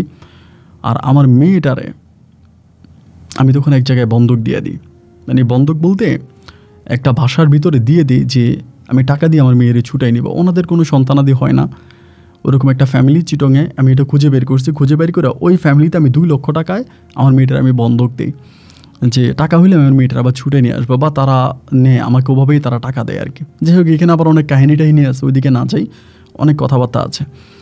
পরে 2 লাখ টাকা দিয়ে সেই ফ্যামিলি থেকে টাকা নিয়ে 3 লাখ টাকা মিলে আমি ওই লোকটারে দিই, যে লোকটা আমার বউরে দিবে বলছে, ওই লোকটারে দিই। দেওয়ার পরে ওই লোকও তখন আমার কাছ থেকে টাকাগুলো নিয়ে ভাওতাবাজি করে এমনি সামনে তখন মোবাইল ফোন আবার বন্ধ করে দেয়, ওই লোকটা ফোন বন্ধ করে দেয়। আমি আর ওই লোকের সাথেও যোগাযোগ করতে পারি না। এদিকে আবার হ্যাপিও উধাও হয়ে গেছে, হ্যাপিরাও পাই না। এইবার পাগলের মতো মেয়ের জন্য কান্নাকাটি ঘুরতেছি ফিরতেছি, মানে টোটালি তখন পাগল হয়ে গেছে, একদম পাগল, রাস্তায় ঘুরতেছি। আব্বা আম্মা তখন আমার কোনোভাবে ধরিয়ে টরিয়ে আইনা গোসল টোসল করায়, খাওয়া দাওয়া করায়, তারা আমার ঘর বন্ধ করে ফেলছে, মানে ঘর থেকে আর বেরোতে দেয় না, ঘরের মধ্যে আটকায় ফেলছে। তুই পাগল হয়ে গেছিস, তোর মেয়েরে বিক্রি করে দিছিস, তুই এই মেয়ের জন্য, মুন্নির জন্য পাগল হয়ে গেছিস। তারা তখন আমার জোর জবস্তি করে মনি নামের এক মেয়েরে বিয়ে করাই দেয় আমার আব্বা আম্মা। আমার এলাকাতে মনি নামের এক মেয়েরে বিয়ে করাই দেওয়ার পরে আমি তখন আর কি করব, মনির সাথে পড়ে আছি। এরই মাঝে আমার মেয়ে মুন্নিরও কোনো খোঁজ খবর পাই না, এবং আমি যে আমার মেয়ে মুনিয়ারে আমি একটা বাসায় দিছিলাম, তারা আমার মেয়ের নিয়ে পালায় গেছে। যে বাসায় 2 লাখ টাকায় আমি আমার মেয়েটারে আপনার বন্ধক দিছিলাম, ওই তারা আমার মেয়েটারে নিয়ে পালায় গেছে, মানে বাসাটা ছেড়ে তারা আমার মেয়েটারে নিয়ে চলে গেছে। এখন কোন জায়গায় গেছে, কোথায় গেছে, এটা আমি জানি না। যাই হোক, এরই মাঝে আমার আর এই মুন্নির সাথে কোনো যোগাযোগ নাই বা কোনো কথাবার্তা নাই। এইভাবেই আমি আমার সময়গুলো কাটাইতেছি। আর হ্যাপি যে কোথায় চলে গেছে, হ্যাপিরও কোনো খোঁজ খবর পাওয়া যাচ্ছে না। এইভাবে একদিন দুই দিন নয়, দীর্ঘ প্রায় 5 বছরের মতো আমার কেটে যায়। 5 বছর আমি মনির সাথে সংসার করি, আমার তৃতীয় ওয়াইফ মনির সাথে সংসার করি। আমার মনির ঘরে 2টা সন্তান হয়, একজনের নাম হচ্ছে মুনতাহা, আরেকজনের নাম হচ্ছে মনিরা। মুনতাহা মনিরা আমার 2টো সন্তান হয়, 2টা মেয়ে সন্তান হয়। তো মুনতাহা মনিরা আমার সাথেই আছে। আমি আমার বাচ্চাদেরকে নিয়ে আমি তখন আবারও পুনরায় চিটংয়ে চলে যাই, মনিকে নিয়ে চিটংয়ে চলে যাই। এইভাবে 5টা বছর কেটে যায়। 5 বছর পরে হঠাৎ করে মানে মানে কি বলে কাল্পনিকভাবে মানে আপনার কি বলে অবাক করে দেওয়ার মতো হঠাৎ করে কোত্থেকে জানি মুন্নি এলাকাতে চলে আসে, মানে বাড়িতে আসে। ও কোথায় ছিল, কোন জায়গায় ছিল, কীভাবে আসলে এগুলো ওই ভালো জানে। শুধু জানতে পারছি যতটুকু, ওরা নাকি মুন্নি নিয়ে মানে হ্যাপি নিয়ে নাকি বিক্রি করে দিছে। যেখানে বিক্রি করছে সেখান থেকে ও কেমনে কেমনে নিজে নিজে ছুটে চলে আসছে, আমার মানে এটা জানতে পারলাম। এখন আইসে আমাদের বাড়িতে আসছে, আপনার ছেলে তো আমার বিয়ে করছে, আমি ওর বউ, আমার কাছ থেকে মানে মানে ছাড়াছাড়ি হওয়া ছাড়া ও কীভাবে অন্য কোথাও বিয়ে করলো, এটা তো হতে পারে না। আমার আব্বা আম্মা বলে 5 বছর ধরে তোমার কোনো খোঁজ নাই, খবর নাই, তাইলে কি ওই তোমার আশায় পড়ে থাকবে? তাহলে আমার মেয়ে কোথায়, আমার মেয়েরে দিতে বলেন। আমার আব্বা আম্মা বলতেছে তোমারে আনার জন্য ও তোমার মেয়েরে কোথাও বন্ধক দিছিল, সেখান থেকে তোমার মেয়েরে কে জানি নিয়ে গেছে, তুমি যে পালাই গেলা, তুমি যে চলে গেলা তোমারে ফিরে আনার জন্য। ওই তখন কী করলো, আমার আব্বা আম্মার সাথে কথাবার্তা না বলে ওই তখন ডিরেক্টলি গিয়ে থানাতে মামলা করে দিলাম। মামলাটা কী করলো, নারী ও শিশু নির্যাতনের মামলা দিছে আমার নামে, যে আমি ওরা জানানো ছাড়া সেকেন্ড বিয়ে করছি, একটা মামলা। এরপরে আমি আমার কন্যা সন্তানকে বিক্রি করে দিছি, মানে ওর মেয়ের আমি বিক্রি করে দিয়েছি, 2টা মামলা দিয়ে দিছে। 2টা মামলা দেওয়ার পরে আমি তখন আর চট্টগ্রাম শহরে থাকতে পারি না। আমার বাসায় পুলিশের আনাগোনা, পুলিশ আমার খোঁজাখুঁজি করতে শুরু করছে, আমারে ধরার জন্য। ওরা পুলিশ একদম পাগল হয়ে গেছে, মরিয়া হয়ে উঠছে। তখন আমার বাসায় একটা মেয়ে মনি এবং আমার ওয়াইফ মনি, মুনতাহা, মনিরা, এরা 3 জন আছে বাসায়। মাঝে মাঝে রাতের বেলা আসি, ওদের সাথে দেখা করি। আমার বউটা এতটাই ভালো ছিল, আমার মনি, আমার বউ আমারে বলে তুমি টেনশন করো না, আমি 2টা বাচ্চা তুমি আমাকে দিয়েছ, আমি বাচ্চাগুলারে মানুষ করব। প্রয়োজন আমি নিজে গার্মেন্টসে চাকরি করে আমার বাচ্চাদেরকে আমি খাওয়াবো, তুমি তোমার ওই ওয়াইফের কাছে চলে যাও। এখন থানা থেকে রায়ও দেওয়া হয়েছে যে বাচ্চা আমি কি করছি ওইটার জন্য আমাকে জেল খাটতে হবে, বাচ্চার হিসাব আমাকে দেওয়া লাগবে, এবং আমি ওর সাথে 8 লাখ টাকা কাবিনে বিয়ে হয়েছে, ওরে টোটাল আমার 9 লক্ষ টাকা দেওয়া লাগবে। ওর ভরণ পোষণ সব কিছু মিলে খরচ টরচটা 9 লাখ টাকা দিতে হবে, তাইলে আমাদের মাঝে ছাড়াছাড়ি হবে, অন্যথায় ছাড়াছাড়ি হবে না, অন্যথায় আমি ওকে ছাড়তে পারবো না। মানে কাবিনের টাকা দিতে হবে, সোজা কথা যেটা। কাবিনের টাকা ছাড়া, কাবিনের টাকা দিলে সব সমস্যার সমাধান। এখন কাবিনের টাকা দিব কোত্থেকে? 8-9 লাখ টাকা কি মুখের কথা? একই দিকে তো আমার মেয়ে 2টা, আমার মনিরা, আমার মুনতাহা, আমার বউ, অন্যদিকে হচ্ছে ও এগুলা করতেছে, মানে কোনো দিকে যেতে পারতেছি না। পরে আমার আম্মা শেষমেশ আমার আইসা বলতেছে একটা কাজ কর, তুই তোর ওই বউ, আমার বউ কিন্তু তখন মনি কিন্তু গার্মেন্টসের চাকরিতে ঢুকে যায়। মনি গার্মেন্টসের চাকরিতে ঢুকে ও আমার 2টা মেয়েরে পড়াশোনা করায়, মাদ্রাসায় পড়াশোনা করায়, মুনতাহারে আর মনিরারে মাদ্রাসায় পড়াশোনা করায়। এখন কাবিনের টাকা না দিতে পারি, আমার আম্মা আমারে বলতেছে তুই কাবিনের টাকা কোত্থেকে দিবি, এত টাকা তো তোর পক্ষে দেওয়া সম্ভব না, তুই একটা কাজ কর, তুই এই সাথে মুন্নির সাথে সংসার শুরু কর, মুন্নির সাথে এসে সংসার কর, এবং এর সংসার করে কোনোভাবে মুন্নির কাছ থেকে তুই মাপ নে বা ক্ষমা নে। তা আমি বললাম যে আচ্ছা ঠিক আছে। পরে আমি কী করলাম, আমার এই মুনি, আমার বউ, আমার মুনিরে, আমার মুনতাহারে রাইখা, শহরে রাইখা, আমি তখন মানে সবশেষ আবার গ্রামে এসেই মুন্নির সাথে সংসার করতে শুরু করি। এবার মুন্নি আমারে বলতেছে ও আমার নিয়ে চিটংয়ে থাকবে না, ঢাকায় চলে যাবে। টাকা পাইবা কই, ওর কাছে টাকার অভাব নাই, মানে মুন্নির কাছে দুনিয়ার টাকা। কীভাবে এই টাকা ইনকাম করছে, ওরা নাকি বিদেশে নিয়ে বিক্রি করে দিছে, এরপরে ওই টাকা কোত্থেকে ইনকাম করলো বা কীভাবে আমি এগুলো জানি না, এমন নিয়ে ঢাকাতে চলে গেছে। ভাই ঢাকাতে যাওয়ার পরে আমার প্রত্যেক দিন, মানে যেই রাতে আমার ধরেন আমার মুনতাহার কথা, আমার মনিরার কথা মনে হয়, আমার মানে চোখের পানি ধরে রাখতে পারি না। তখন আমার ফুটফুটে 2টা বাচ্চা মাদ্রাসায় পড়াশোনা করতো, মানে আমার এই বাচ্চাগুলারে রাইখা আমি এভাবেই চলে আসছি, আমার বউরে রাইখা চলে আসছি, ওর সাথে থাকতেছি। একটা পর্যায়ে ভাই মানে কি আর বলবো, ও মানে এমন একটা অবস্থার ভিতরে চলে গেলাম, ও যে কোনো সময় বিদেশ চলে যায়। আমার বউ মুন্নি যে কোনো সময় বিদেশে চলে যায়, বিদেশেই বেশিরভাগ সময় থাকে, দেশে আসে না। দেশে আসলে টুকিটাকি আমার সাথে থাকে। ঢাকা শহরে বিশাল এক বিল্ডিং কিনছে না ভাড়া নিচ্ছে আমি জানি না, আমি ওই বিল্ডিং দেখাশোনা করি, বিল্ডিং পরিষ্কার করি, বিল্ডিংয়ের সিকিউরিটি গার্ডের মতো পড়ে থাকি, এবং মানে ওর স্বামী হিসাবেই পড়ে আছি, কিন্তু কোনোভাবেই স্বামীর মর্যাদাটুকুন পাই না। এইভাবে দীর্ঘ আরও 3টা বছর কাটাইয়ে দিলাম ওর সাথে, এই মুন্নির সাথে। একটা সময় মুন্নির হাতের মায়ের খেতে শুরু করলাম, মানে আমাকে মারতো পর্যন্ত, এমন একটা অবস্থা। নেশা করে আমার মারতো, নেশা করে আমার গায়ে হাত তুলতো। আমি 3 বছর পর একদিন ওর বাসা থেকে পালায় যায়, মুন্নির বাসা থেকে পালায় গিয়ে আমি মনির কাছে গিয়ে উঠি যে মনি আমার একটু আশ্রয় দাও। মনি তখন গার্মেন্টসের অপারেটর। আমার বলতেছে যে না, আমি তোমার আশ্রয় দিব না, তুমি যেহেতু চলেই গেছো বা তোমার গায়ে অন্য কোনো মহিলা স্পর্শ করছে, তুমি আমার বাসা থেকে বেরিয়ে যাও। এই মেয়ে আমার মেয়েদের গায়েও তুমি হাত দিও না। মনি আমাকে আমার 2টা মেয়ের গায়েও হাত দিতে দিল না, আমাকে বাসা থেকে বের করে দিছে। ও আমাকে বলে আমি তোমার ডিভোর্স করে দিছি, তুমি আর আমার স্বামী নাই। তা ডিভোর্স করে দিল আমারে। এখন বেরিয়ে গেলাম, এবং বেরিয়ে যাওয়ার পরে আমি আর মুন্নির কাছে যাচ্ছি না, মানে কোন মুখ নিয়ে মুন্নির কাছে যাব। পরে শেষ পর্যন্ত চিটং শহরে একটা চাকরি নিলাম। এদিক দিয়ে মুন্নি আবার আমার নামে আপনার বিভিন্ন ধরনের মামলা, এই মামলা সেই মামলা, অনেক ধরনের মামলা। ওর বাসা থেকে আমি টাকা নিয়ে চলে গেছি, এটা নিয়ে চলে গেছি, ওইটা নিয়ে চলে গেছি, বিভিন্ন ধরনের মামলা টামলা টুকে দিল আমার নামে। এই মামলাগুলো নিলাম।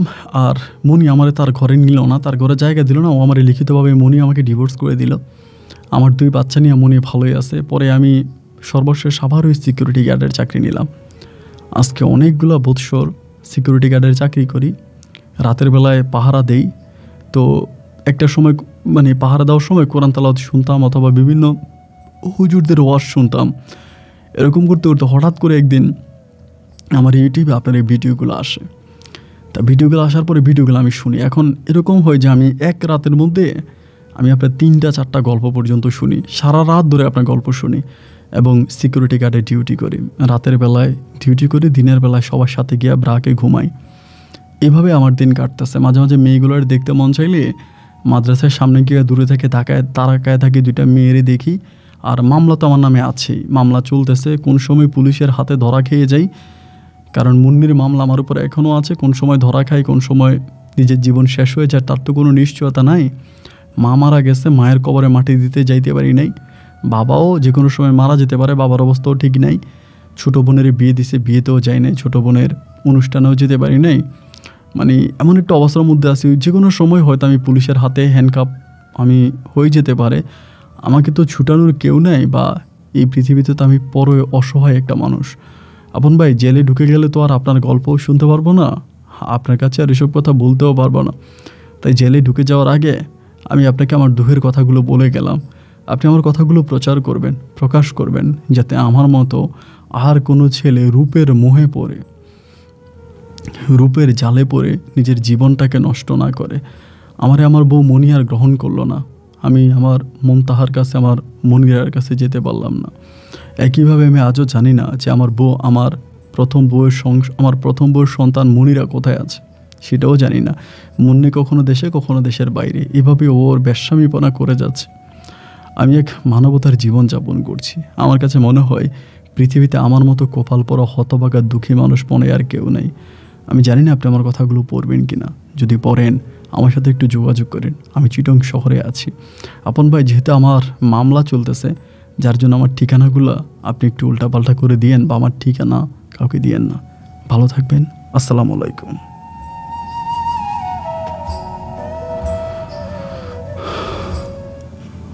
গল্পটা পড়ে আসলেই কষ্ট লাগছে, এবং কষ্ট লাগার মতো একটা গল্প। আমি জানি না আপনাদের কাছে কেমন লেগেছে। আমার মনে হয় কলিজাটা ছিঁড়ে গেছে। একটা মানুষের জীবনে কষ্ট থাকে, এবং কষ্ট নিয়ে মানুষ পৃথিবীতে বেঁচে থাকে, এটা আমি জানি, এবং এটা চরম সত্য। কিন্তু এত কষ্টও কি একটা মানুষের মনে থাকতে পারে? নিজের সন্তানদেরকে এক নজর দেখার জন্য মাদ্রাসার সামনে গিয়ে দাঁড়িয়ে থাকে, চাইলেও বাবা হিসাবে সন্তানদেরকে গিয়ে 2 টাকা দিয়ে কপালে একটা চুমু দিয়ে কোলে জড়িয়ে নিতে পারে না। এবং তার বড় মেয়ে মুনিয়া কোথায় আছে তারও কোনো সঠিক ঠিকানা জানে না। এক বউ তার 2 বাচ্চাকে গার্মেন্টসে চাকরি করে খাওয়াচ্ছে, এবং আরেক বউ দেশে এবং দেশের বাইরে তার নোংরামিপনা করে যাচ্ছে। কাবিনের টাকা দিতে পারে নাই বলে বউয়ের আন্ডারে দীর্ঘ অনেক বছর পর্যন্ত ঢাকায় কাজের ছেলের মতো কাজ করে গেছে, কখনোই স্বামীর অধিকারটুকুন বউয়ের কাছে পায় নাই। তো মুন্নি বিদেশে বিক্রি হয়ে যাওয়ার বিষয়টা আমার কাছে একটু অন্যরকম মনে হচ্ছে, যে মুন্নি আসলেই কি 5 বছর বিদেশে বন্দি ছিল, নাকি 5 বছর ধরে বিদেশের টাকা ইনকাম করছে, কী করছে এটা ওই ভালো জানে। এবং হ্যাপির সাথে তো আসলে এরপরে আর কোনো যোগাযোগ হয়নি, যার জন্য মামুন ভাই ওই হ্যাপি সম্বন্ধে আর কোনো কিছু বলতেও পারে না। তবে আমার কাছে কেন জানি মনে হয় 4-5 বছর মুন্নিকে আসলে আটকে রাখা হয়েছিল, এবং এরপরে সম্ভবত সে ডাইন বাঁ সব কিছু বুঝে ওখান থেকে পালিয়ে আসে, বা যেভাবে হোক ওখান থেকে কারো না কারোভাবে চলে আসে, এবং এই চলে আসাটাও কিন্তু সে তার একটা পুঁজি হিসেবে নিয়েছে। এরপরে আবার ওখানে যাচ্ছে, ওই দেশে যাচ্ছে, বা এখনও সে ওই লাইনেই আছে। তো যাই হোক, পুরোটা বিষয় যেমনই হোক, মুন্নির বিষয় যেমনই হোক, কিন্তু মনি এবং মামুন ভাইয়ের জন্য খুব কষ্ট হচ্ছে। আমি ওনাকে কথা হয়ে বলেছিলাম যে আপনি মনির কাছে ফিরে যেতে পারেন না, আপনার বউ। তা আমাকে বলে, ভাই আমার বউ আমাকে গ্রহণ করে না।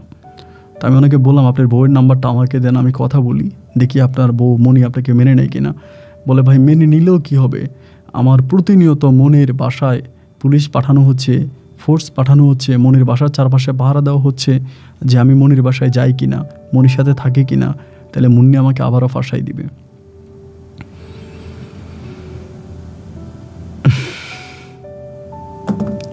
ওনার লাস্ট কথাটা ছিল, রূপের জালে পড়ে যেন আমার মতো কারো জীবন এভাবে ধ্বংস না হয়ে যেন আপনি আমার গল্পটা বলুন। আসলেই ঠিক ভাই, আমি জানি না কেন জানি আমার বলতে খারাপ লাগে, বেশিরভাগ রূপসী মেয়েরাই কেমন জানি এরকম হয়।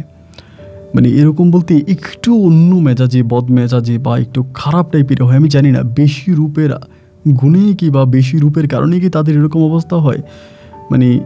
তাদের মুখটা বা উপরটা যতটা সাদা, যতটা ফর্সা, যতটা সুন্দর, ভিতরটা ঠিক ততটাই কালো, ততটাই কুৎসিত, যেটা আমরা মুন্নির ভিতরে পেয়েছি। যাই হোক, আর কারো জীবনে এরকম অনাকাঙ্ক্ষিত ঘটনা না ঘটুক, রূপের আগুনে পুড়ে অন্য কোনো ছেলে তার জীবনকে এভাবে পুড়িয়ে না দেখ, ধ্বংস না করুক, সেই প্রত্যাশা আমি আপন আজকের মতো এখানেই বিদায় নিচ্ছি। বন্ধুরা, আপনাদের সাথে আমার দেখা হবে অন্যদিন অন্য কারো বাস্তব জীবনের গল্প নিয়ে। তবে রিকোয়েস্ট থাকবে, আপনারা মামুন ভাইকে একটু সান্ত্বনা দিয়েন, দু একটা কলম ওনার জন্য লিখেন। বেচারা আপনাদের কমেন্টগুলো পড়লে হয়তো মনে শান্তি পাবে। সবাই ভালো থাকবেন, সুস্থ থাকবেন, এই শুভকামনায় আজকের মতো এখানেই বিদায়। আল্লাহ হাফেজ অ্যান্ড আসসালামু আলাইকুম।